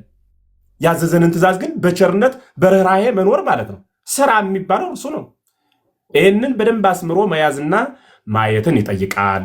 እንዲያ ሆኖ ምስጢራትን እያያዝን እያደላደልን ነገር ከመጠምዘዝ አማርኛ ከማጣመም ወጠን በመረዳት መርከብ ውስጥ ማረፍ ከቻል ዛሬ በምድር በነፃነት ነገ ከክርስቶስ ጋር በህይወት እንኖራለን ማለት ነው። እግዚአብሔር ይርዳን። ለሁላችሁም አመሰግናለሁ። ሌላ ጊዜ ግን ባሩኬ የሆነ ፕሮግራም ካለ ልጆች የሚጠይቁት ጥያቄ ካለ እነሱን ይዤ መጥቼ አንተንም ነግሬ አባታችንንም ነግሬ መጥተው እንደው ቢያስተምሩ ብዙ ነፍሳቶች ይማሩበታል ብዬ አስባለሁ። አሳውቀኝ በውስጥ አሳውቃለሁ። አንድ ብቻ ይህም ስለመጣ ደስ ብሎኛል። አንተ ባትመጣ የሁላ ውይይት አይኖርም ነበረ። ትክክል። ተጊ ኦርቶዶክስ ነበር ከዚህ በፊት? አንድ ብቻ ጥያቄ ልጠይቀውና ክርስቲያን ነበር ከዚህ በፊት? ተጊሻ እኔ ያ አልነግረም እሱን አትነግረኝም? እሺ ፎሎ ላድርግህና መመለስ አድርጋቸውና በቃ የልደታ ሰፈር ኦርቶዶክስ ነበር።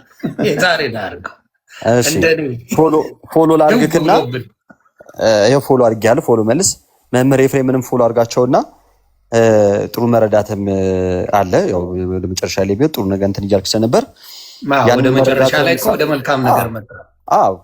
ከመጀመር ከጥምቀት ጀምሮ ጥሩ እየተማመን ስለመጣን ይህን እምነት ደግሞ ሙሉ ለሙሉ ይዛ ያለችዋ ቤተክርስቲያን እንደው እንድታውቃት በትንሽ የሆነ ነገር መነጋገር ከቻልን እኔ ለማንኛውም ፎሎ አድርጌያለሁ። ሁላችሁንም እናመሰግናለን። ጌታ ያክብርልን። መምህር ኤፍሬምዬ በድጋሚ ቃል ያሰማልን። ዮኒዬም እንደዛው በጣም ደስ ብሎኛል። በእውነት እግዚአብሔር ዛሬ ስለከፈትኩት በጣም ደስ ብሎኛል። ጥሩ ነገር ለመስማት አብቅቶኛል እና ደስ ብሎኛል። እግዚአብሔር ይባረክ። ለሁላችሁም እግዚአብሔር ያክብርልኝ። መልካም እግዚአብሔር ሁላችንም በቸርነቱ ያክብረን። ቀጣይ ቀን ሰው ይበለን።